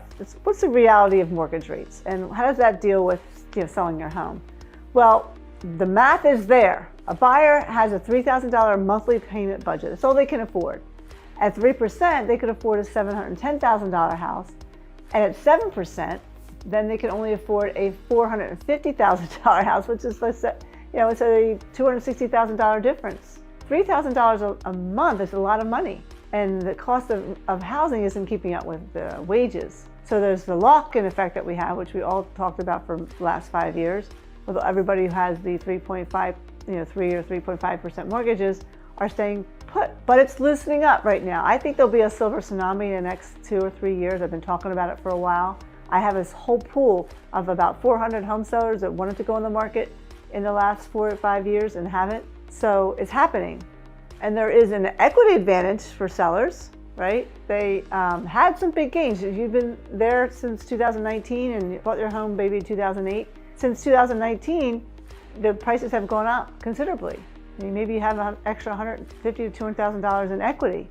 3% rates aren't coming back. So if you're waiting for that, you can wait for as long as you want. I know the Fed's going to be coming out with an interest rate talk this week, so hopefully they'll do the right thing. So how do you win? You know I like to win. In my book, Model Home Mindset, I talk about that in chapter 4. I like to win. You need to find an agent who likes to win, and they like to win for you. You don't want to be with a loser. No one wants to be with a loser. So how do you flip the script if you're a home seller? How do you win, all right? You know you want to win, right? You know, and I know, you know that I like winning. I just said that. I love to win. So I'm going to give you the exact strategies that are working right now for sellers, and then I'll talk about buyers too. For home sellers, you need to have reality-based pricing strategy. So we're going to throw out everything you think you know about pricing, watch my video, get serious, forget about what your neighbor got, forget about everything. Forget about what Zillow says or doesn't say, forget about what you think it might be worth. I'm like, I raised my kids, I put all this stuff, I put this new lighting fixture in my house, like who cares? Forget all of that. You might want to watch my video about how to stage your home, definitely watch that. But first step is the 90-day rule. I don't look at sales really from the last 2 or 3 weeks, and don't look at sales. So go back 90 days if you want sales. But for pending sales, what you want to do, the market's changing very fast. Anything older in 90 days is irrelevant, especially February, March, April settlements. I mean, they were high. So if you go back to what's pending the last 3 or 4 weeks, I know you're not going to know what the house sold for, but you could call the agent, your agent, if they're a real deal agent, somebody I'm going to refer you to. They'll call the other agent and say, hey, what did that house sell for? Did it get overpriced? Did it get this price? Did it sell this? They can find out. So you want to do that. Like, you want to make sure you're pricing your home based on pending sales, what's going on right now. And no realtors I know, unless they've heard my training, or you now, if I'm telling you everybody, that's what you do. You've got to go look at pending sales. That's what the buyers are willing to pay right now. And forget about that perfect comp from 6 months ago. If it's there, and it is there, then take it down a notch, not up. Next step, we have the reality adjustment. So take those recent sales or those pending sales I would say recent sales, like I just said, subtract like 3%, maybe 5%, depending where you are, because the market is softening and you want to price your home within 3% of the market value. You want to be priced ahead of the curve, not behind it. So if you price it there, then you'll sell. That's I call it the bullseye zone. And next you want to do, in my mind, I call it the speed test. If you price your house at the jugular, where it will sell in 30 days or less. Now I know that sounds aggressive, but it works. You'll get maximum exposure. You'll have people all over the place if you price it really well. When your listing is fresh, people come. Not fresh, they won't come. Also, if you've done some of my staging, because that's really important, you got to bring them into something they want to see. Don't just leave all your stuff hanging around and price it there. And then this will also avoid the stigma of a house sitting on the market, like what's wrong with me? And you sell for more than you would have after months of price reductions. You'll definitely sell your home more if you start less. If you start here and you come down. I've seen it happen. And you also have months of carrying costs. I said that earlier. I've seen it happen over and over again. A seller priced a home, say at $449, sells it in 3 weeks for $445, makes more money than a seller who starts at, say, $479, reduces it to $469, and then $459, and finally sells to $439 after 4 months. And maybe the buyer like that who's picking on all the little things, they get really nitpicky. Oh, I hate buyers like that. And usually it results on, always get the buyer that's really picky and keeps coming back asking for more, for buyers who, when you have price reductions, this always happens. They think they got a deal and they want more. You attract that kind of buyer. So there you go, sellers. I told you I'd tell you what to do. Now, if your buyers want some things, there's a buyer advantage here. If you're listening, you're a buyer as well, you're going to have more inventory to choose from, less competition, of course. Sellers will be getting more realistic. You can actually negotiate. You can actually do home inspections now. And what you want to do, your strategy is that you just get approved. Don't wait for rates to drop. Don't wait for the rates to drop. It's not going to drop. Just if it does, it doesn't matter. You always refinance. Focus on markets with realistic pricing. Look for price reductions. Look at houses that may need work to do. Sellers are going to get more realistic, and consider new construction. 29% of home builders are slashing and cutting prices right now. And make sure you negotiate everything, guys. Closing costs, repairs, concessions. The buyers who are succeeding right now are the ones who accept current rates and focus on finding value. They're not trying to time the market, right? They're playing the market that exists today. Now, I'm saying all this about buyers, and you sellers are hearing it, because that's what buyers are going to do if you're not priced right. They're going to negotiate everything. So what's happening next? I don't have a crystal ball, but anyone tells you they know exactly what's going to happen, they're just flat out lying. But I can tell you the trends are pointing towards, and that's what I do. I look at the trends. More near term, 6 to 12 months, say, there'll be a pricing disconnect. It's going to get worse before it gets better. So most sellers will be forced to reduce prices significantly. Inventory is going to continue to rise. This is giving buyers more power. In markets where there are the biggest gaps, you'll see the biggest corrections. So there'll be an adjustment period. Sellers will eventually accept the new reality. They're going to have to kind of sort of, they won't be able to fight the market forever. You'll start seeing more of a balance. It's going to be painful for some of you who are holding on to unrealistic expectations, though. That's my job, is to really give people the truth, the real deal truth. And that's what you're looking for. So if you're looking for a real deal agent who's going to give you the truth, make sure you call me or get that link below. I can help you find a realtor.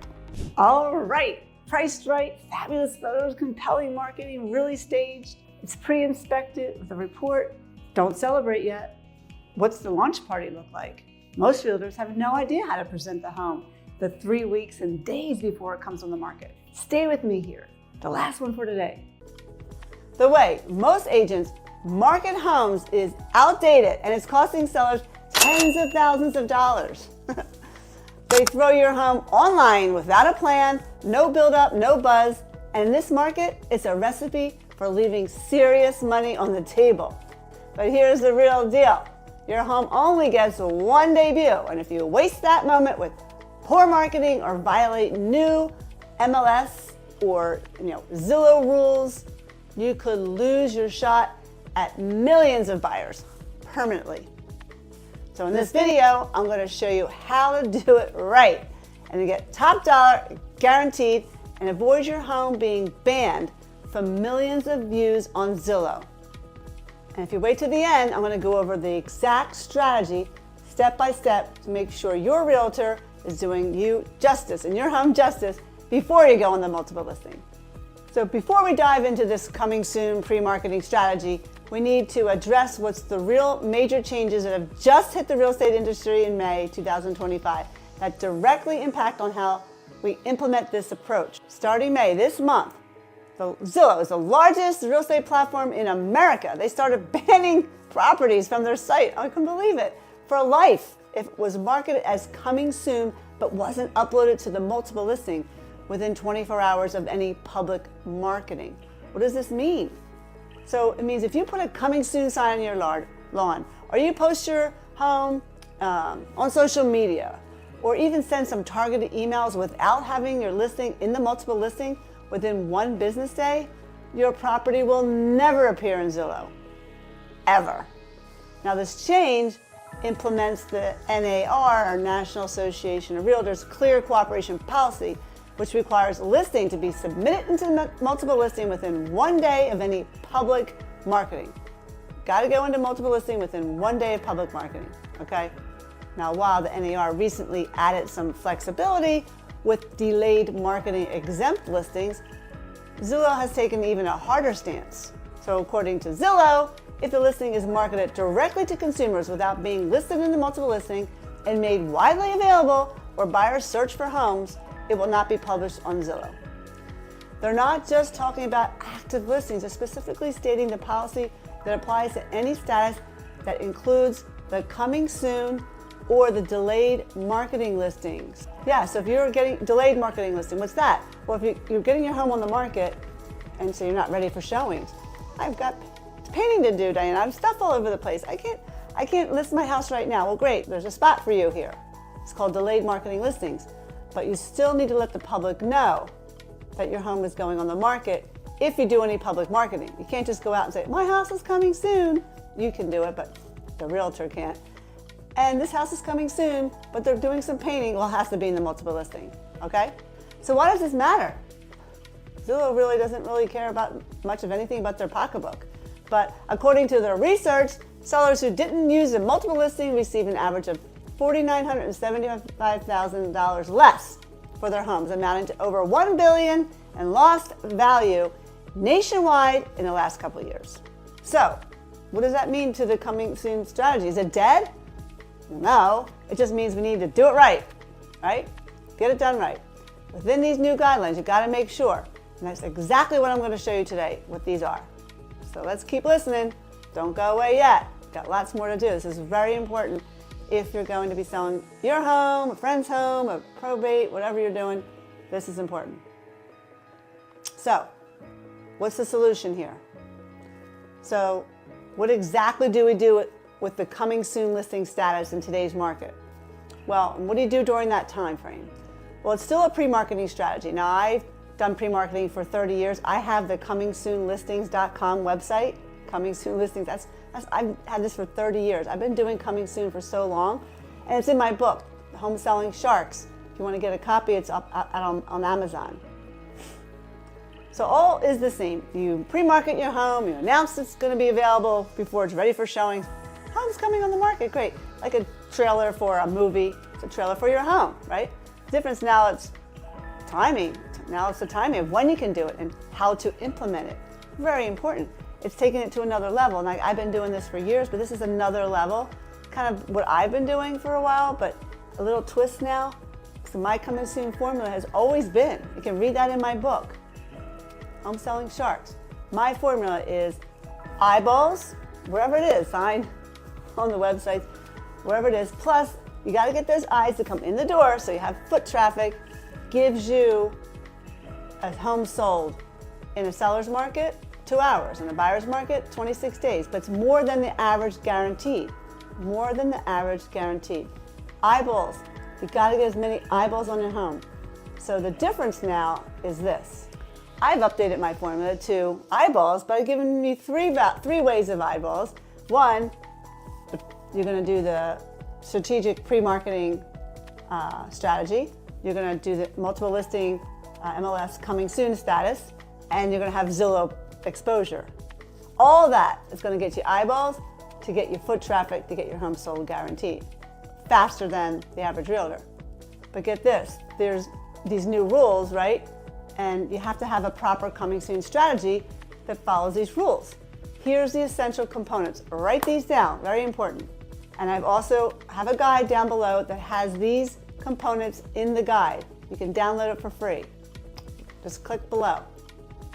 Number 1, you must have the MLS coming soon status. We talked about this. We list your property in the multiple listing with a coming soon status on day 1 of any public marketing. Public means what? Social media signs, anything, targeted emails.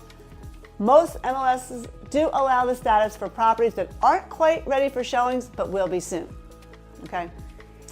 2, you have synchronized online presence. What this means is that because you list your home in the multiple listing first, your coming soon listing automatically then flows to Zillow and thousands of other major platforms, ensuring that you get this maximum eyeball exposure. Okay? Eyeball exposure is very important because they don't see it, they'll never come in the door. I'm talking about Realtor.com and Zillow, it said Zillow, but Redfin and all those other sites. It'll be on every website. It's called IDX. Number 3, strategic pre-marketing window, I call it.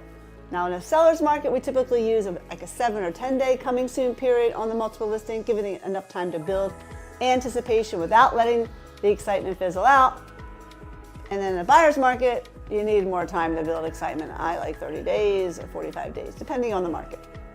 And if you have a realtor that's really good at what they do, they should know exactly how to do that. And if you need a realtor in your area, just let me know. I can refer you to a realtor anywhere in the United States.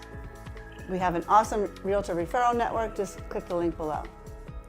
Number 4, I call it careful timing of public marketing, making sure that any yard signs, social media posts, email campaigns, or any other public marketing happens after the multiple listing is active, or you will not see your home posted on Zillow, where there are over 60 million viewers monthly.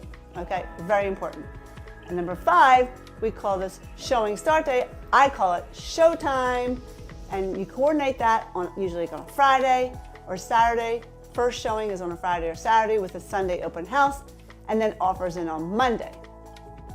That is the plan. Of course, you need to price your home well and do all that stuff. I got plenty of other videos about that.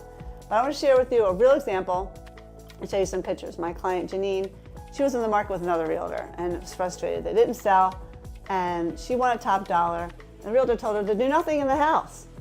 And she was not going to give it away either. So she needed to do something different, right? Something different. So she called me, and I said, we need some time to complete some interior updates.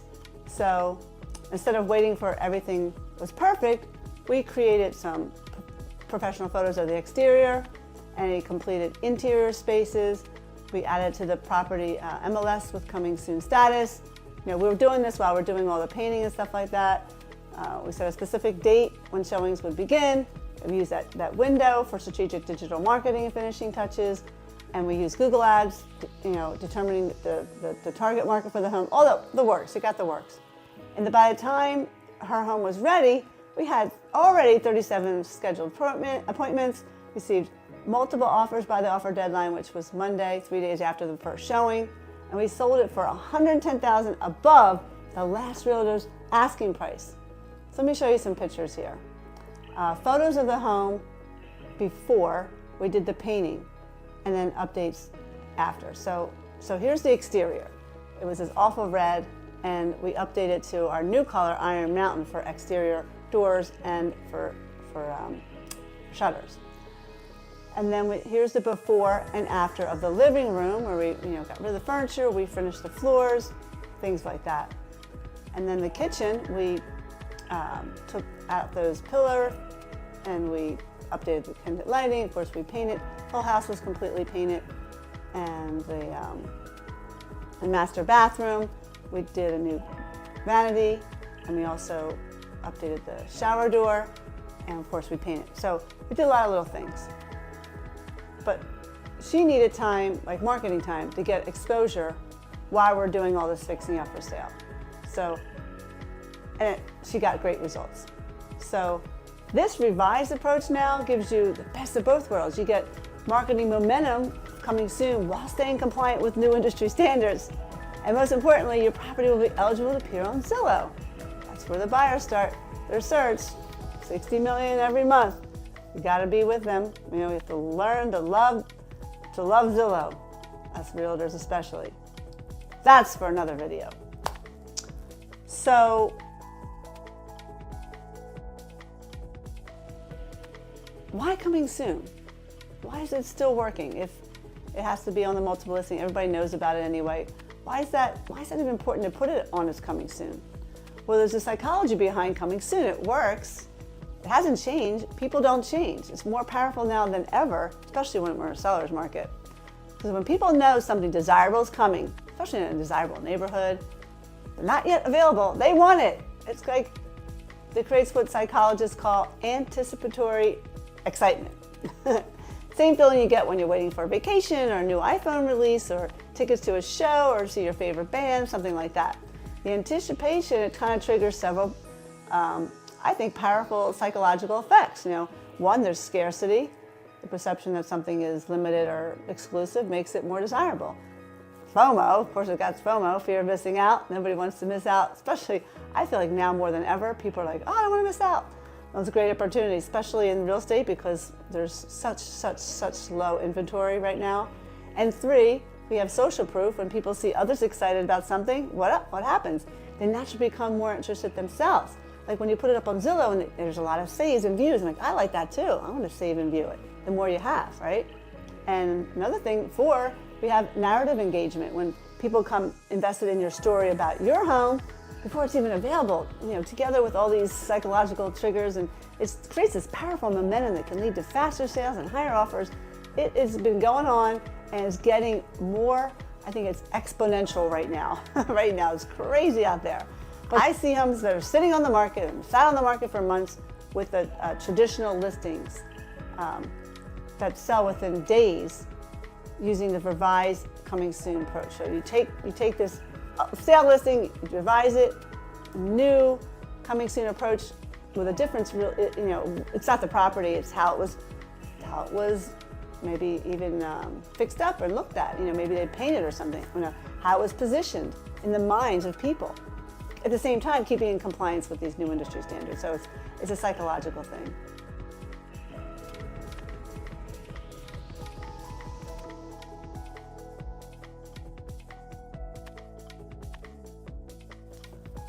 Okay, so here it is. How I promised you a step-by-step implementation of this coming soon pre-marketing strategy, exactly how to do it for your property. And this is not just with some kind of coming soon rider on your sign or some social media that has coming soon post on it, much more than that. It's a skill. And driving of that skill, believe it or not, is the expertise of your agent's negotiation skills. That makes the biggest difference in this whole thing. And their marketing creativity as well. So, how do you start out? Well, one, you have to find an agent. And if you haven't found an agent yet, you can ask us, we can help you find one, or you can watch this video here I did about how to find an agent. Not just any agent, a great agent, a real deal agent like myself. So you want to make sure they're understanding also the rules that right now. You want someone who's professional, who's fully aware of all the policies and the NAR's clear cooperation. They should have systems in place for proper coming soon marketing. Make sure they are not going to market your home as an office exclusive, or Zillow will not put your listing on Zillow. And if you hire a Compass realtor or any other realtor who does not comply with this rule, it's going to be a problem. Do not let them choose that option for you, because you will never be on Zillow. So now we have the second step, the pre-listing preparation. We've got to prepare for this. So before you enter into the coming soon phase, you have to have a complete pre-listing inspection. Home inspection, yes, and begin addressing any issues. Start exterior preparation so you can get the exterior photos and staging first. That's the first visible photos people will see. Initial photos, people see the outside. You can use just outside photos for coming soon. Get all the exteriors stuff, you know, all the issues outside completed, so we can post the outside videos and photos with captivating copy, you know, to attract your target market. And step three, I call it seller's pre-marketing. You as a seller can do anything you want. You can tell anybody you want. You can post your home up on Facebook on your own. It's your home. I can't do it for you. You know, we prepared a copy of a letter that we have you send out.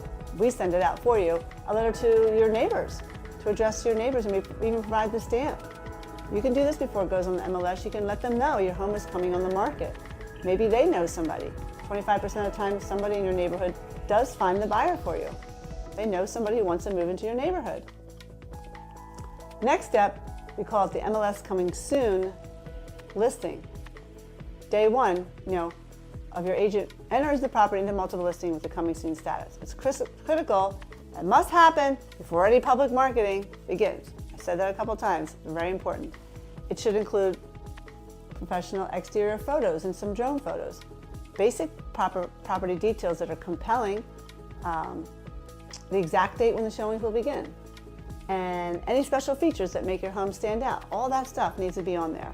And then the next step, step 5, Zillow and portal distribution, we call it. Once it's in the MLS, your listing will automatically flow to all these sites, Zillow, Realtor.com, and any portals through the IDX feeds that ensures you maintain eligibility for these crucial platforms. So you make sure you have that. And then you have step 6 is the public marketing launch. After the MLS listing, only after you've done that in the active in the MLS with the Coming Soon status, then place a sign on your lawn. Send mailings to the community. That can be done by the realtor. You can do it ahead of time as the seller. Launch social media announcements. Begin email marketing campaigns. You can create targeted digital advertisements. That's all the things that your realtor should be doing. And then the next step, 7, you get the interior prepared.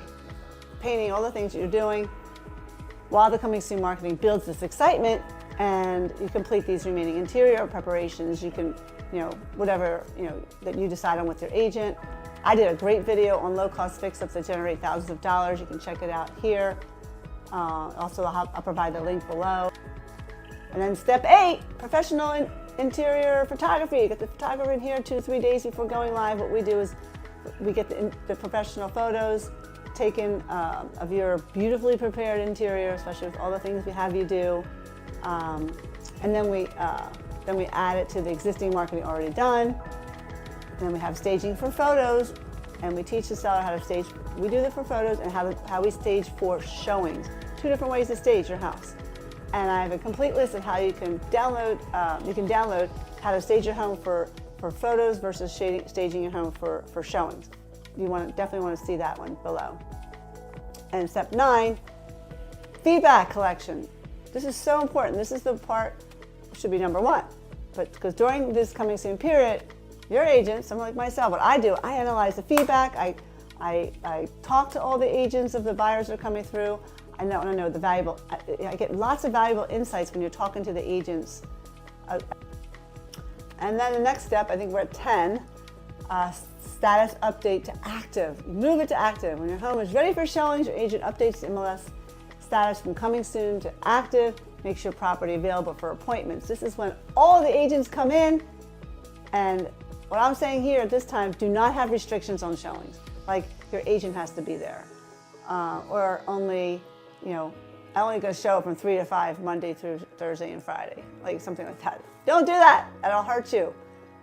Also, let showings overlap. Create more FOMO. Create more excitement. More people, more showings. It does work. And they're used to it. Buyers are used to it today. Now, after 5 years of all this craziness, buyers know they have to come to the plate here. And step 11, showing is scheduling. So instead of allowing immediate showings, what we do is we consider showing, like all initial showings within a concentrated 3-day period. You can do that too. And number 11, how we schedule the showings. It's a strategy. You start it on a Friday and you have like a 2 to 3 day window, and people can just come in, they know it's then. Like, don't expect to come in on Monday or Tuesday and have a showing. That's not going to be available. Buyers need to know that. So you got to create that. It creates competition and feeling of an event more than just showing. Now, you may want to allow offers to come in. If someone might give you something over the top, like $800,000 listing, give you $1 million. We're going to take that. So leave that option available. That's why you really need to talk to every single agent who sets up a showing and find out what part of the buying process the buyer is in, and how many offers have they lost out on. What are the chances of the 37 showings? How many people are actually looking to buy right now? You want to know, because the agents will spill the beans. They'll tell you everything. They just all want is a commission check. They want to move on and get another client. You might love their client and want to work for them, but that's bottom line. It's hard work, showing houses and missing out on 6, 7, 8 homes. They wanted it to be over, so they'll tell you everything. So ask all kinds of questions. If you leave this step out, you're just wasting your time with this coming soon. That's the most important part. Your agent needs to have the expertise and have this built into their marketing plan. And if they don't have it, just move on. Find another person. Very important. And I think that makes this approach powerful. It kind of aligns with how buyers are actually shop for homes today, and also follows the new guidelines. Most buyers begin their search online months before they're ready to purchase. It's a fact. 180 days actually. And the coming soon strategy will ensure your property is on their radar from the earliest moment as possible, obviously, to when you put it on there. Then they know. Gives them 7 to 14 days. Drive by and think, wow, am I ready and financially ready to throw an offer in and get this house and compete with this? All this we talked about does keep you eligible for Zillow exposure, which is great.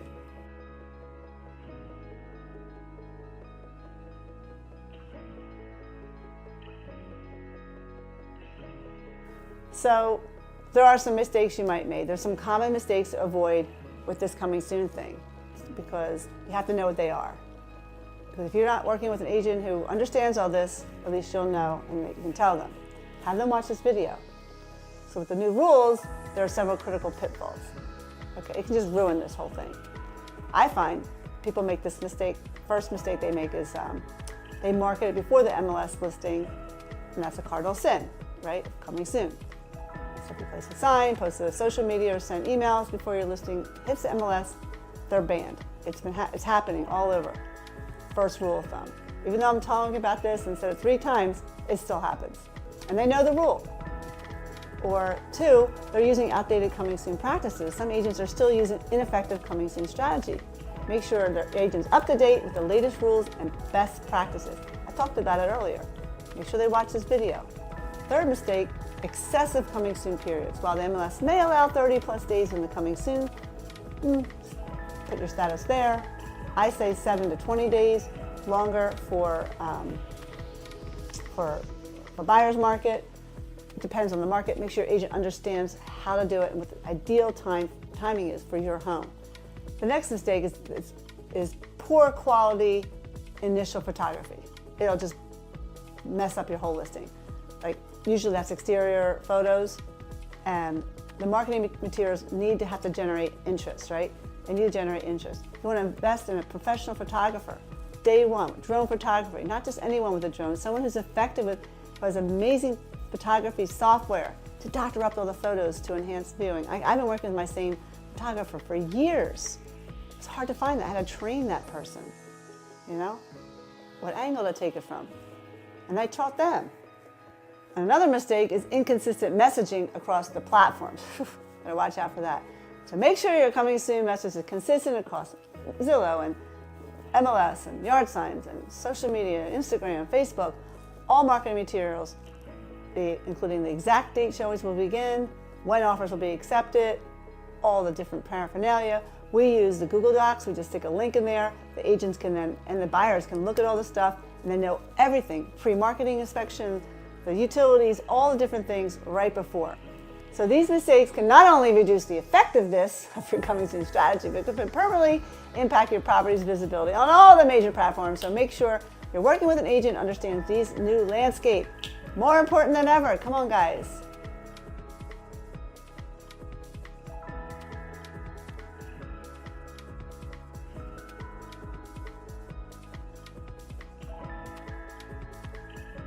So what are some of the coming soon studies that I've done that I know this works. Now I do it for all my listings, don't it? Oh my gosh. I could be here for hours and hours telling you all the different stories, but I have 3 I can share with you right now.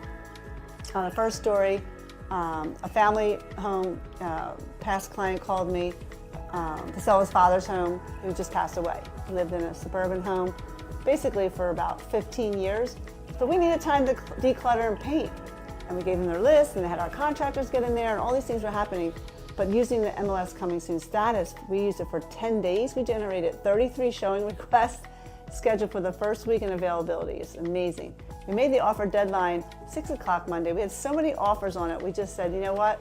10 offers I think we had.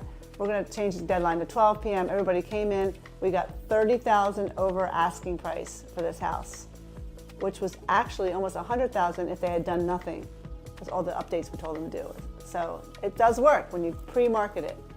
I also had the second case that I did was just recently a luxury property, 1.5 million luxury home. We used 14 days for this one. We targeted digital ads. We had drone photography, drone videos. We had all different kinds of cool stuff. The first day on the market, we offered broker previews before buyers viewing. And one of the brokers had a buyer. We had it a few days on the market, and boom, $100,000 over asking price, $1.6 million. And we did that deal right at the open house because the buyers would just give it to me, and we went for it. And the third case study, which I do a lot of, is fixer-uppers. I had this dated home in Glenside. It was a total rehab, actually, and you couldn't even see the home from the trees in front of the home. And we did the coming soon, and we just targeted investors and renovation-minded buyers who really were like contractors. And we found the right audience was doing a 7-day. It was 7 days for investors. We secured a cash offer, $100,000 over asking. So I can go on and on because the data speaks for itself. Homes using revised coming soon strategies sell 31% faster than average. 65% receive multiple offers compared to 22% with traditional listings. And the final sale price averages 3 to 5% higher relative to comparable properties. I think it's even more for me because of everything that I do. I'm at the next level of next level. But these results are from the new coming soon approach. They call it new, but I've been doing it for years. But now we're adding these 3 things to get eyeballs. I think it works in any market condition. Hot market to buyer market. If it's challenging buyer's market, it's even more so. It's all about your realtor skill of creating that initial surge of interest and competition, negotiating skills, and maintaining compliance, of course, with these new rules.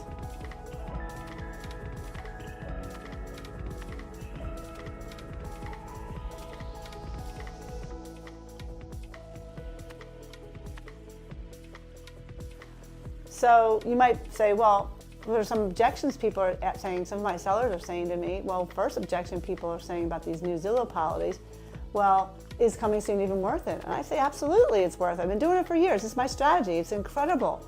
It's if you do it right? If you do it right. Do it wrong, it's not worth anything.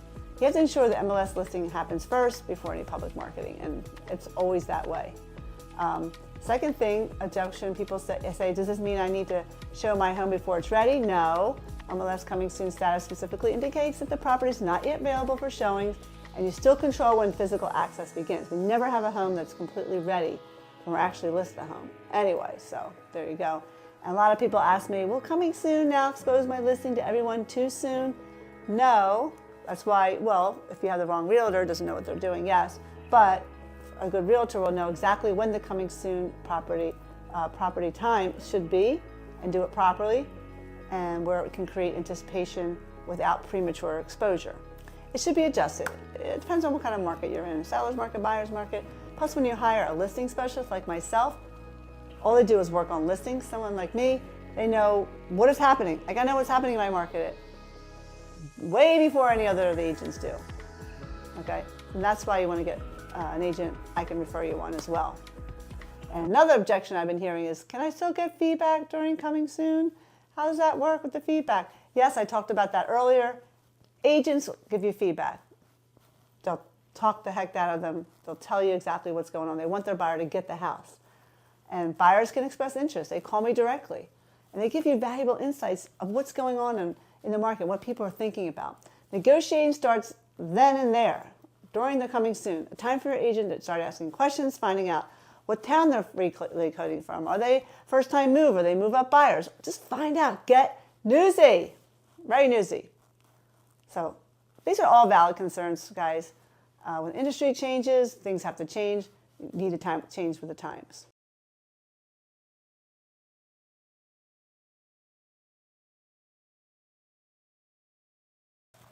So just choose the right, so ideally choose the right agent from the start, right?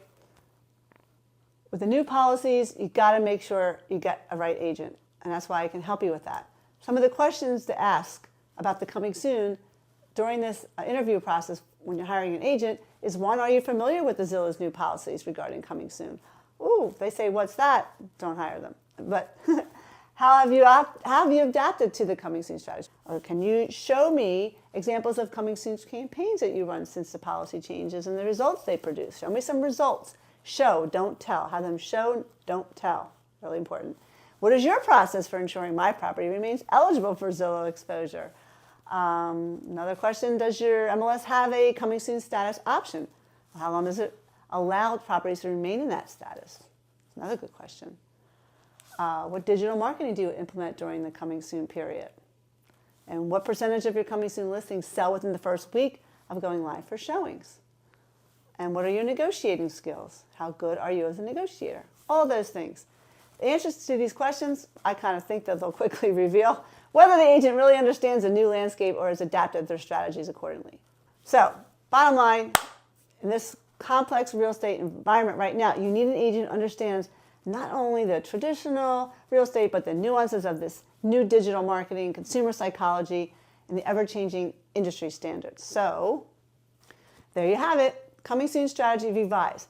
Recap. Coming soon strategy 1 is effective if you do it right and powerful. 2, all public marketing must happen after the property is listed in the multiple listing.